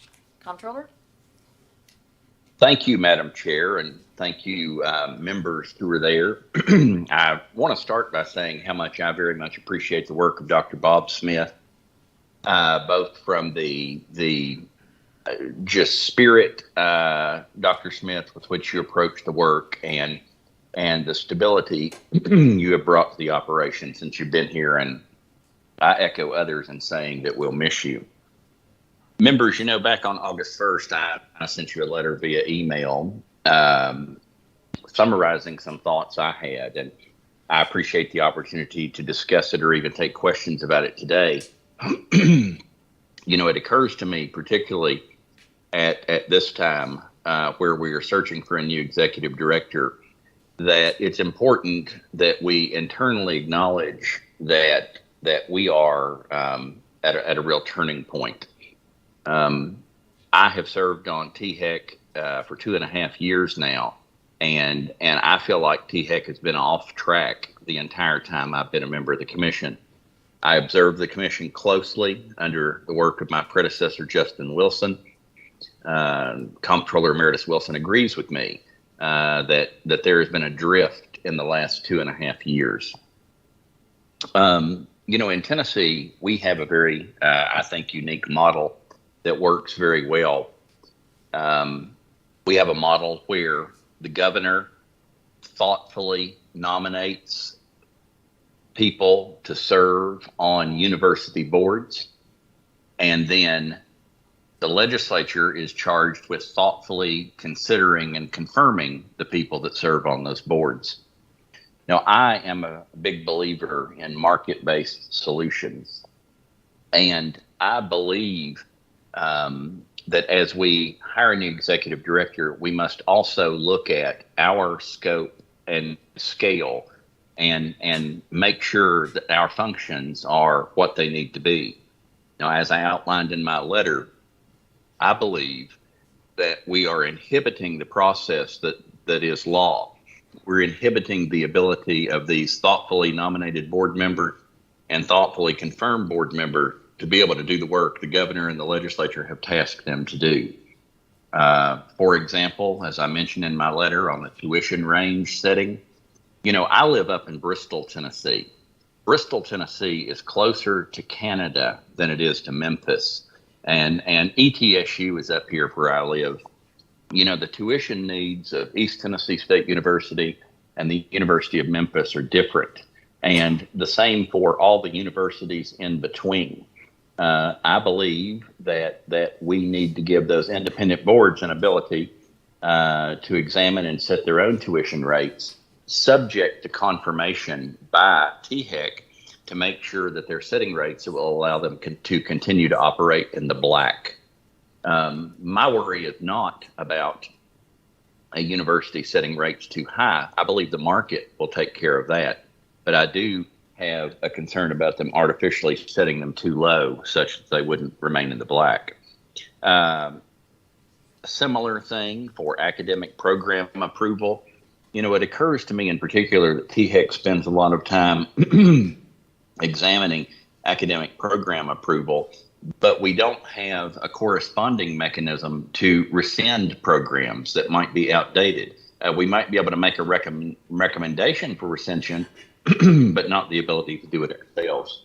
So that being said, absent a mission shift, for example, if a college wanted or a university wanted to go into, say, creating a law school or a medical school or something like that, short of a mission shift, just for standard academic program approval, I have faith in the men and women who have been appointed by the legislature and the governor. And then in regard to capital projects, in life, I believe it is important to be regarded. And I think more than anything, THEC has slipped into a stage where we are not regarded. There's a verse in the Bible that says, "Be either hot or cold, but not lukewarm." And over in the halls of the legislature and the Capitol, we are not even regarded. And it's nowhere more visible than it is in the capital project list that is promulgated every year. And then you can see has clearly, for the past 2 years in particular, just been disregarded. And I of course, I was a member of the legislature and have great faith in the legislature and this governor to look out and see the needs of the people of Tennessee and the students of Tennessee. So that's why I suggest we might want to shift that function. More than anything, I wrote this letter to you to make sure or I wanted to share my thoughts with you, but I also wanted to say to you, as I tried to verbally say at our previous retreat, which unfortunately several were not able to attend, but I'm being completely honest and just as upfront as I can be when I say that THEC is not a strong player in the world of higher education in the halls of the Tennessee legislature. We have not had an executive director that has had a relationship with legislators or legislative leaders, that has had a relationship with the governor's office, and we have suffered for that. We are not at the table in the way THEC used to be. And if we're going to continue to exist, which we do such great work in regard to data collection and data analysis and reports, and such important and great work in regard to the financial aid component. But we either need to do a great job that is held in high regard for all our functions, or we need to jettison some of those functions. And again, I outline in my letter thoughts about that. I'm not going to say that all of my ideas are 100% perfect. What I want us to do is have robust discussions about it. And I believe we might even need to consider appointing a working group that would include some folks from THEC. I will offer staff from my office to help with that. We also need to have folks from the university community involved in that examines the scope and scale of our duties. The reason I wrote this letter too, and I wrote it right now, ideally, I think I would have delivered it to you later in the year, but I wanted to lay this marker down as we search for a new executive director, both so commissioners would have these thoughts in mind, and so that anyone that wants to apply for this job would also know that there are some people who are looking for change. And I am certainly one of those people that is looking for change. I want THEC to be back at the table. I want THEC to be robust. I don't want to be THEC to be a micromanager of our strong institutions who have thoughtfully appointed boards. I want us to be what we want to be, what we can be, what we need to be. And, as I mentioned in my letter, I appreciate the commission today installing Stephen Gentile as the interim executive director. I will say that as we search for a new executive director, I am interested in somebody who is a Tennessean, or at a minimum has strong ties to Tennessee in their recent past. There is nothing more important in a new executive director than the ability to form and foster good working relationships with the men and women of the Tennessee General Assembly and the governor's office. So I thank you for allowing me a few minutes to talk about my letter. And I'll be happy to address any questions or go in whatever direction you want to go, Madam Chair. Thank you. I'd like to open it up to questions and comments. Please. May I get a copy of that letter? Yeah, I'll send it to you. I'm sorry, who asked the question? Our new student representative, Jacob Knight, has requested a copy of a letter which we'll have sent to him, so you're aware of this. Certainly. And Jacob, by the way, let me say welcome to another Sullivan Countyan on this board. You're from Bluff City, right? That is correct. Yes. 2 Sullivan Countyans on the commission. Thank you. Madam Chair, Yes, please. A.C. Wharton here. Mr. Comptroller, certainly welcome your invitation to the commission to engage in some introspection with respect to our role. So I sought recognition not to say I agree or disagree, but the discussion is certainly worth having, and I would say in the very near future, particularly as we're about to select a new director. I will say this, that having served for I don't know how many years, the concerns that you have expressed are not new. I have been taken to the woodshed by any number of governors, any number of committee chairs, both in the House and Senate, with questions and concerns identical to those that you raise here. My closing observation will be this, that I think if we do our job properly, we will not necessarily always gain the favor, warmth, and affection of the legislative body, or quite frankly, the executive branch. One of the things that has stood the enterprise of higher education above many states. Now, I was not here in 66, 67, or whenever, but I joined maybe 10, 15 years later. And why we are held in such high regard across the nation is that the policy decisions we make are not partisan decisions. They are not pro-TBR or pro-UT, as the perception and perhaps reality was before we had THEC.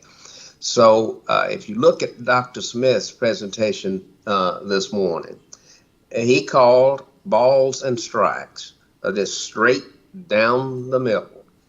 And that's why we're held in such high regard. So to those who are newer members, I don't think we should just always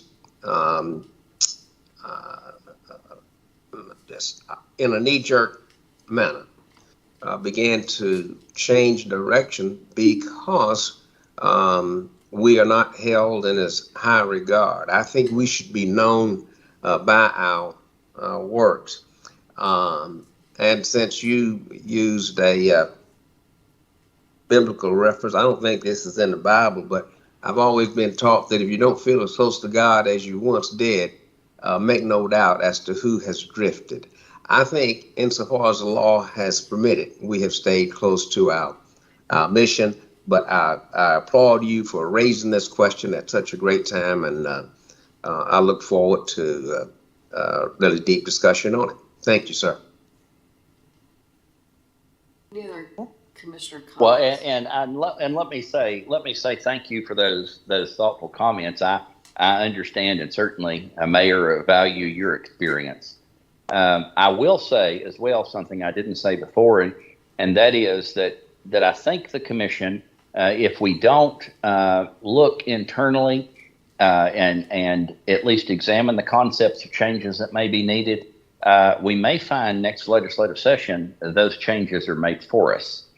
I can tell you that from my personal experience, talking and working with leaders on the Hill. And so I would urge us to be engaged in these decisions, lest we find ourselves having it done for us.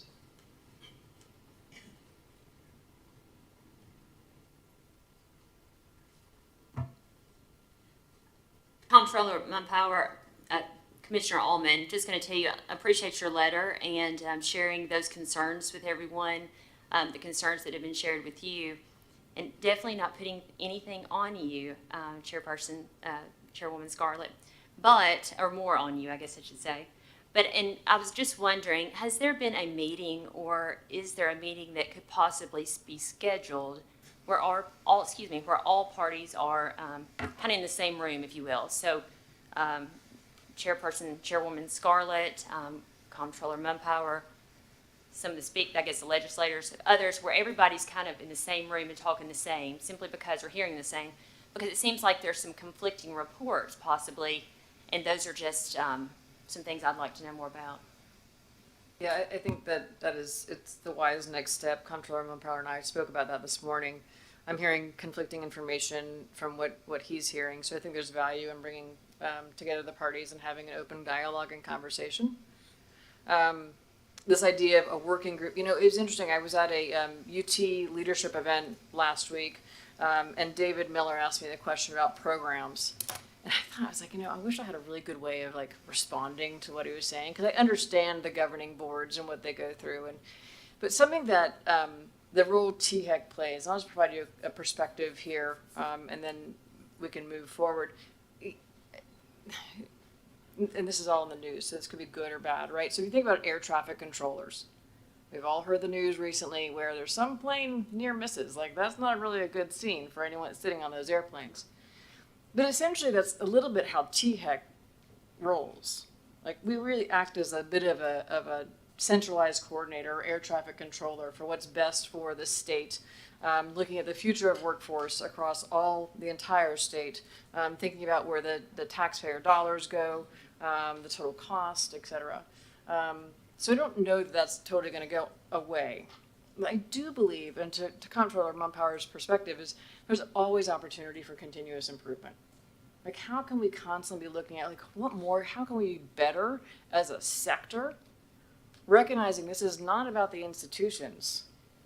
Going back to what we talked about earlier, it's about the student.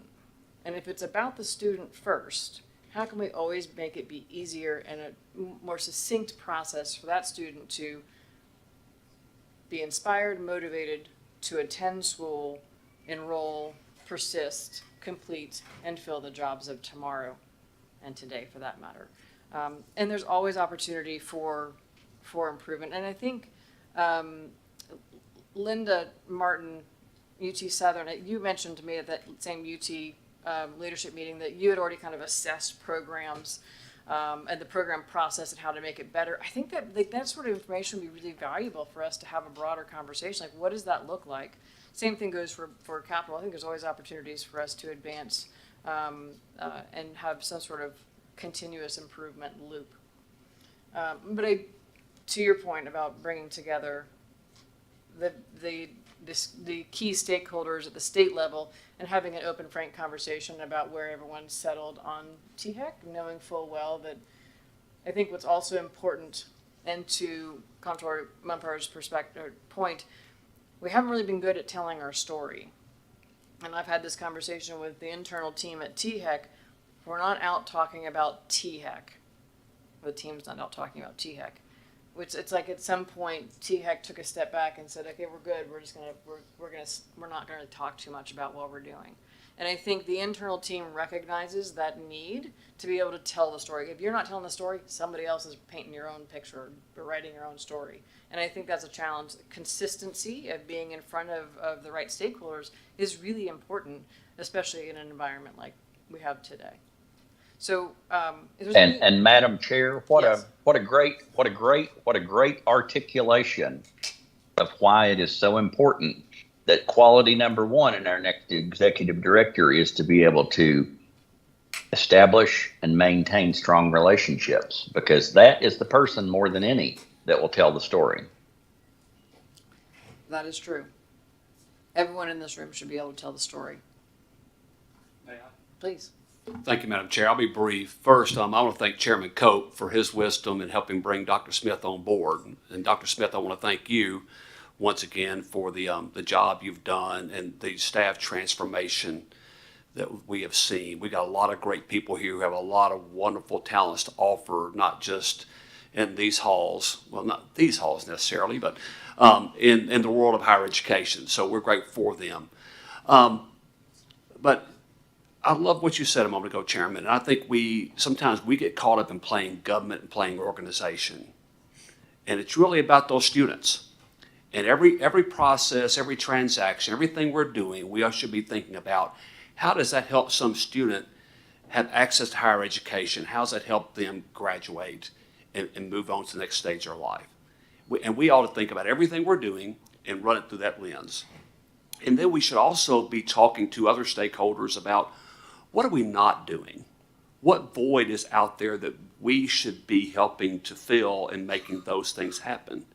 And I think we're going to see there are some things that we're doing that people are going to look at and say, why have we been doing it that long? And the answer is going to be because we've always done it that way. And then there's going to be some things we're going to look at and say, wow, that's a natural place that we could add value.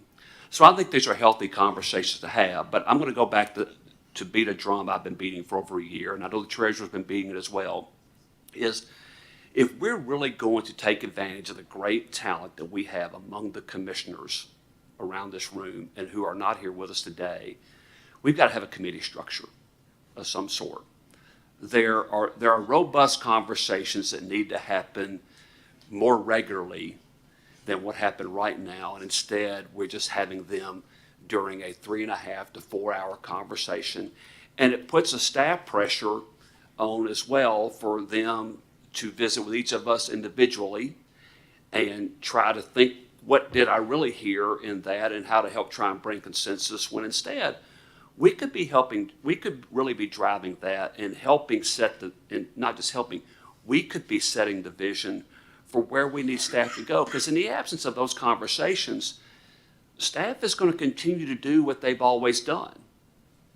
And there may be great reasons, once again, great reasons to do what we've always done, but that's not a great reason to keep doing them.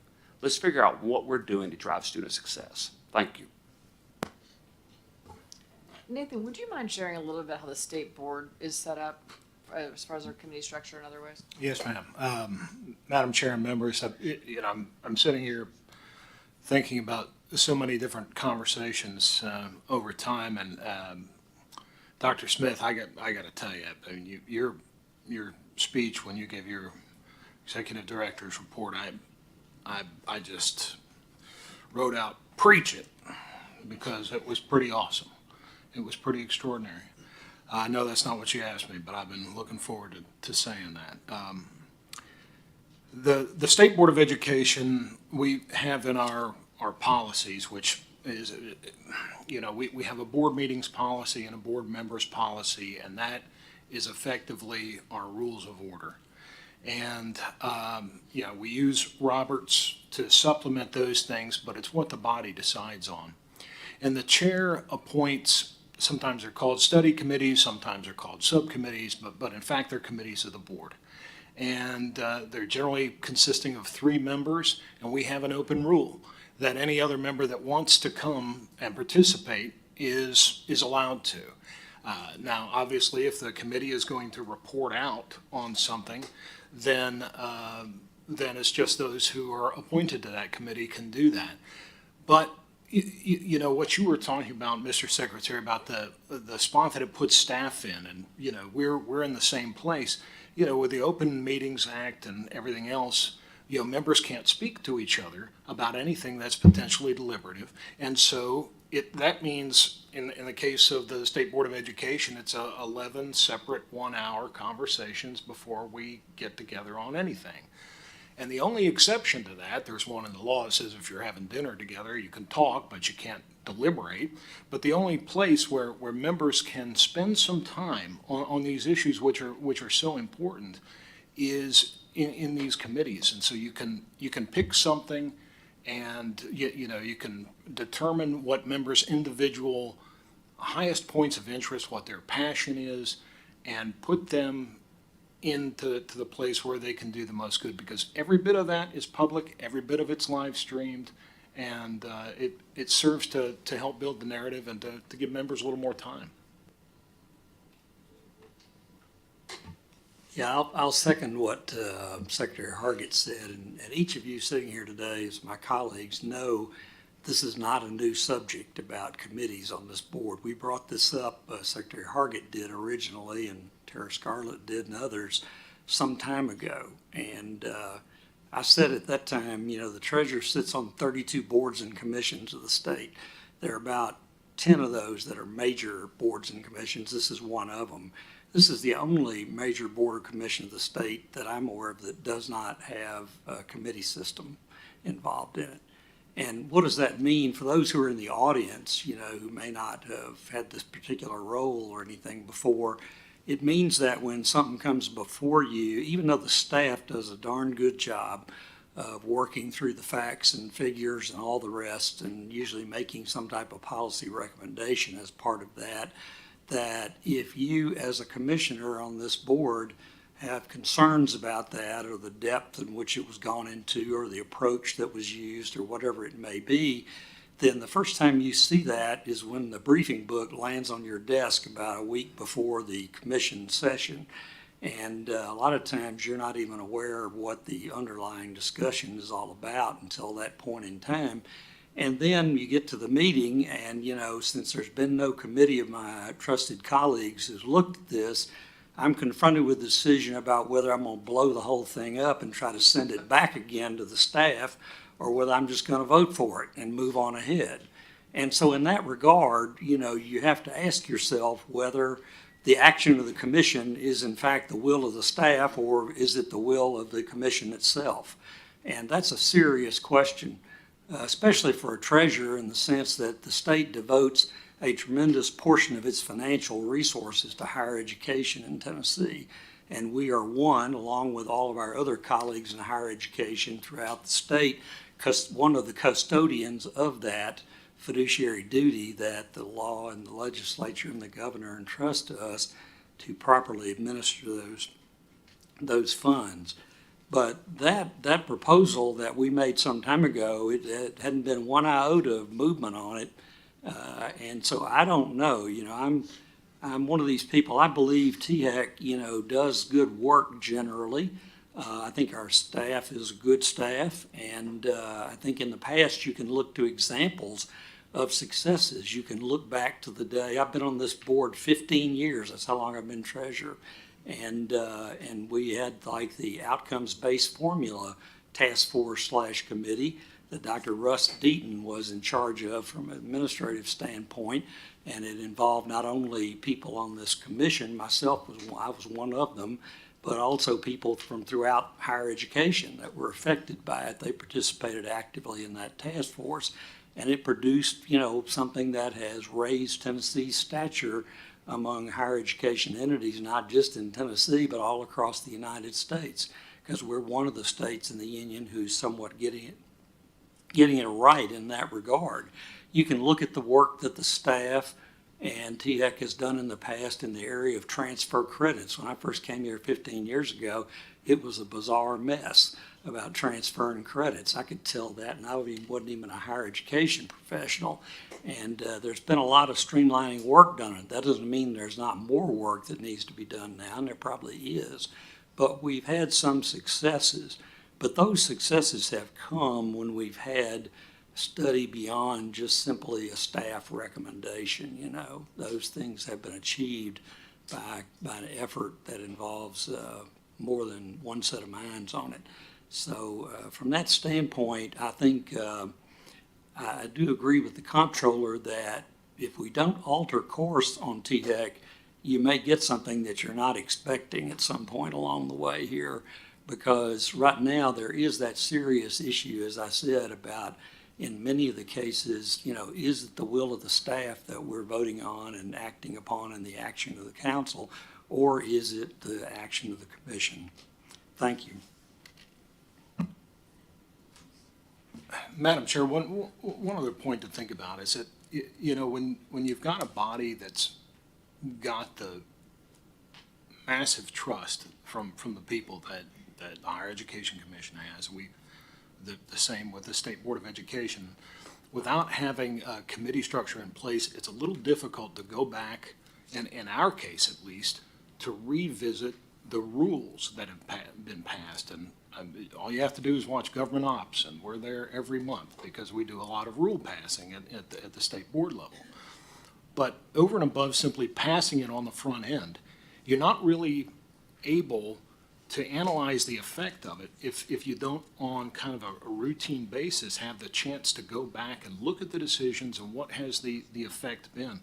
And those committees provide that great opportunity even to just kind of shine a spotlight, so you can say, hey, we've been doing this for 12 years. It didn't turn out quite as we were told, or it did turn out as we were told, and we need to give some kudos there. So,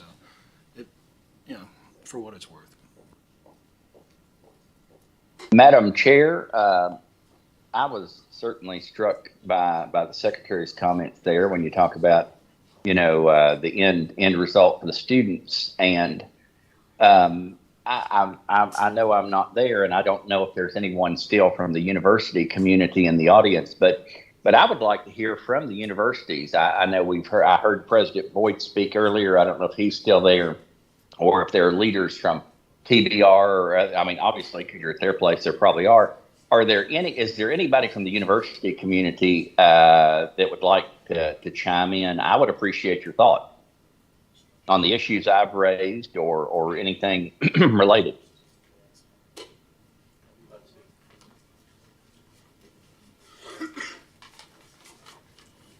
Thank you for giving me the chance to speak. First off, I've got a whole page of notes. I'm not going to talk to all of them, but I just want to maybe share one thing as a preface and then make a couple of points, and then I think answer the question at hand about the universities and the community colleges and technical colleges' reaction to the comptroller's letter. So the little bit of historical perspective. I started working for the governor in 2013 in THEC's office for a year. It was the most pivotal year of my life. We created things like the Drive to 55 and Tennessee Promise. I got to come back as the chairman. I was also on THEC that year in 2013 on the commission. Got to come back as the chair for 2014. While I was commissioner of economic and community development, came and worked with you guys with the commission on multiple occasions. And now I've been president of the University of Tennessee for 5 years, attending all these meetings. So I just share that to say that two things. One, I have a great appreciation and admiration for THEC and the work that you do, and for all the teammates that work within THEC. And second, to say that this is a point that I'd like for you to consider. In all of that time, up until the last 2 years, at every one of the meetings, the universities, the community colleges, the TBR, And the LGIs, in the last, since the Focus Act, have always had the opportunity to come and speak. And I've been struck by the last 2 years that we're never invited to the table to talk. And so we talk about wanting to be student-focused. Who's the closest to the students? It's the universities. So if you really want to hear what's happening with the students and the work that we're doing with the students, it would be great if we were actually able to come and present to you and share some data directly from the campus perspectives. So having said that, just to come to the point, I've surveyed all the LGI presidents and TPR, and we've talked through the comptroller's letter, and we all 100% agree on everything that he recommended. With some caveats, I think as someone suggested, there needs to be a working group in talking through some of the guardrails, for example, on academic programs.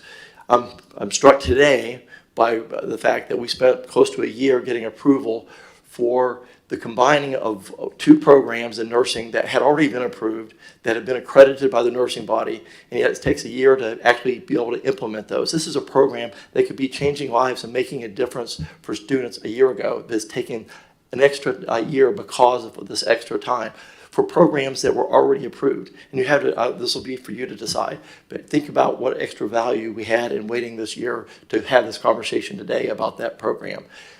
For us, I think, I'm going to speak for the LGIs and TPR, and they're welcome to come up and correct me if I get anything wrong.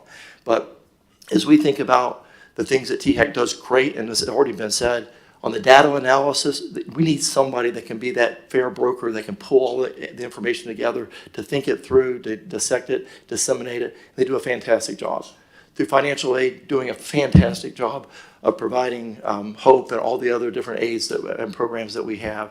And also from thought leadership, from the momentum year this past year, back to when Russ Deaton was at THEC and creating the funding formula, which was a brilliant idea. There's been so many initiatives. Today, Dr. Smith mentioned the idea of bringing us all together to think about transfer pathways. I might suggest, let's think more broadly. Let's think about more broader collaborations between the universities and the community colleges, not just transfer pathways, but how could we work closer together on things like student information systems. Dr. Deaton and I have talked about, what if we all had the same student information system, not just the universities, but the community colleges and the technical colleges? What if we had dual admission policies? So I love the idea of THEC leading the way on that. The things that we feel like add cost and add time, delay our ability to react to the marketplace and to students is the approval for academic programs. Now, there should be some guardrails around maybe not creating a new college or something that's going to cost the state a lot of potential expense or risk. But within certain guardrails, giving more freedom to the campuses to make those decisions. Then around capital projects, as we know, and I had a conversation just yesterday with Chairman Watson about the rising cost of all of our capital projects. If we delay a project for a year, it can add 20% of the cost. We're adding hundreds of millions of dollars to the cost of capital projects by delaying for the additional time it takes to get some of these things approved. So these are real dollars to the state. It's a real ability to react to the market. One last thing, I'll just say that we are close to the market. We know our customer. We know what the marketplace needs. And Dr. Smith, it may have been an omission, or maybe I just misheard, but I heard one comment about the fact that THEC and TBR are the only ones close to the industry and workplace. We're all, I believe every one of the LGI presidents and myself almost fell out of our chair. We work day and night working closely with our partners in the workforce. The Department of Education called us to create a Grow Your Own program to fill the teacher shortage. We have at UT Knoxville shared space with Volkswagen and Bell Helicopter and AT&T.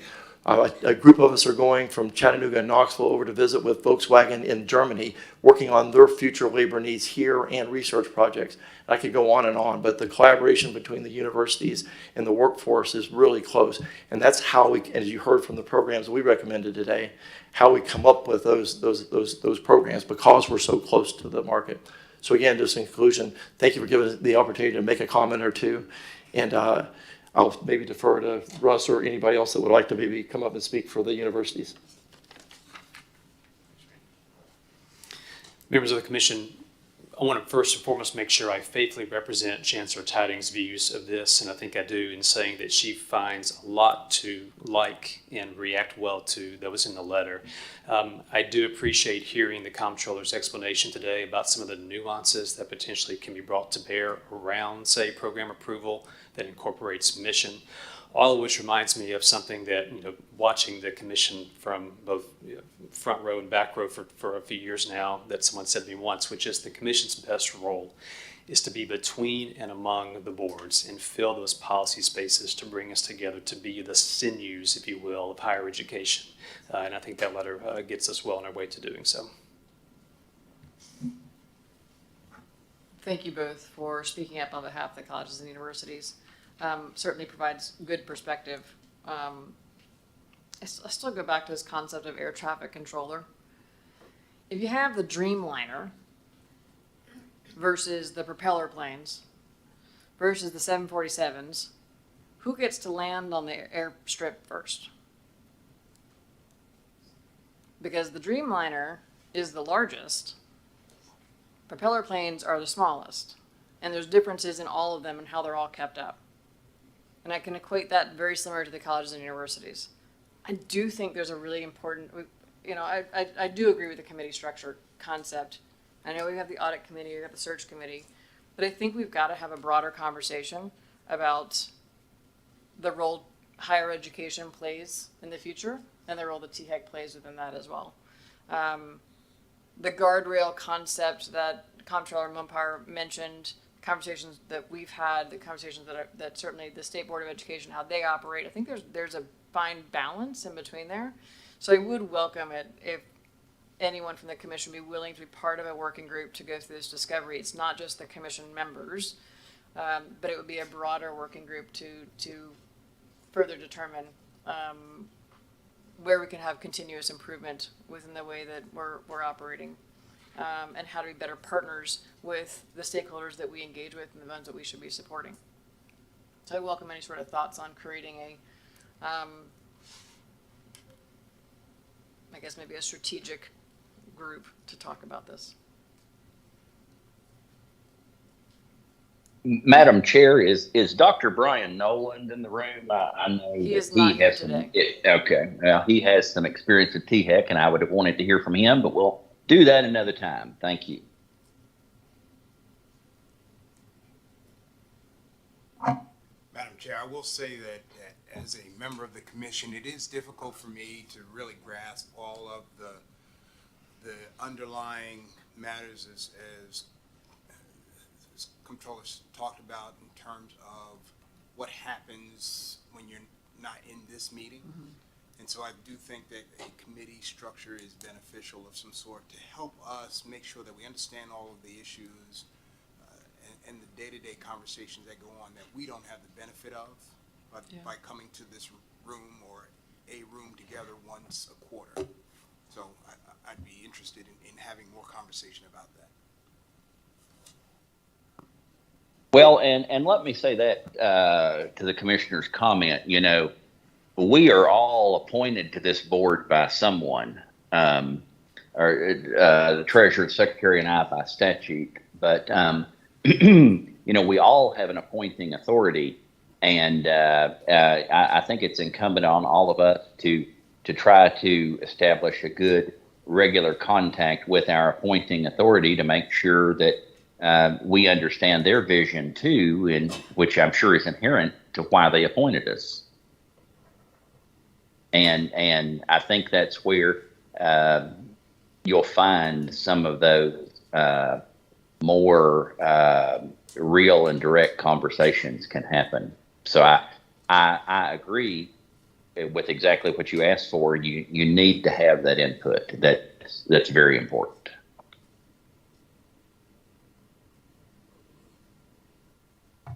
I'll just make a couple of comments, and hopefully I think everybody can agree that we need the introspection, and that's what you started with, Chairwoman Scarlett, when you first started your comments. But I also want to just put a reminder out there to everyone that this commission was voted one of the best commission within the past 5 years. So I do believe that you do need to have that introspection. There does need to be conversations of how we better improve the processes. I agree that it shouldn't take a year to do things. Everybody who's had any work done at their house knows if you had a project last year, it's way more expensive this year. So all of those things I do think are important to discuss and bring up. And but I also don't necessarily agree that just completely changing the process within a short period of time without having some real introspection and some real discussion about it is the best approach. That's just my perspective. Thanks. I think a logical next step to Commissioner Winton's comment earlier and also Comptroller Mumpower is for us to have a broader conversation among leaders at THEC, the speakers, governor's office, and have kind of a setting of the table. That's on one side from next step. And additionally, I do think there's value in us creating a couple of committees that can help us go down a pathway of identifying what opportunities exist and having kind of further knowledge. One of those would be, in my view, would be access and completion, and the other one would be probably tied to capital. But I'd welcome any sort of inputs that anyone else might have, and it could be a further conversation. But the more we keep pushing this conversation down the line, the longer it'll take. And Madam Chair, the education chairs would be important for that too. Yes. Chairman Lundberg and Chairman White. Agree.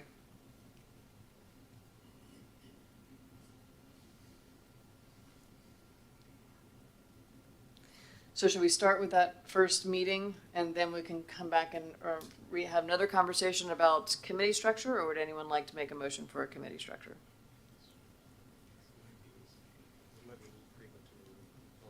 Okay. I'm being told by legal counsel that we're a little bit early on that. That said, if you want to have a fiscal committee, and at least poll them informally now, if those are the two subject matter areas, we can prepare a proposal. Okay. Well, then I will poll all of you to see if those would be the two committees that make logical sense. Treasurer Lillard, what do you think? Well, I think that, like council does, we didn't notice this as a public hearing today, and we didn't notice it as a major shift in the commission structure today. So from that standpoint, I think it's better to try to back up and get some kind of proposal together, either by a group or committee of the board getting together or whatever you decide as chair. I think progress is needed, in this area. So obviously if we can get on that path, that would be good. I've run out of time today is the other thing. I've got to leave. So I appreciate my colleagues' thoughts on this subject and everything, and Comptroller Mumpower's comments. I just closed my remarks by saying that there has been a lot of good work done by THEC over the last 15 years that I've been on it, as I alluded to during my remarks. And the question is how we, as President Boyd said, improve on it substantially going forward. Delay and things like that cost money, as some of the commissioners have pointed out. So if we can attack some of those things, that would be good. But at the root of the whole thing is, just as I said during my remarks, we have to get to the point where every commissioner believes that the judgment of the commission represents that commissioner's judgment, and not necessarily solely just the recommendation of the staff, and that's where we are now. Thank you very much. Thank you all. So given legal counsel, I think we can just take this under advisement as we prepare to move to a follow-up, I think would be beneficial. Unless there's any other business, then I will adjourn our meeting. Thank you. I know. This concludes our agenda. The next regular scheduled meeting of the Tennessee Higher Education Commission will be Thursday, November 16th of this year. If there's no further business, we stand adjourned. Thank you all.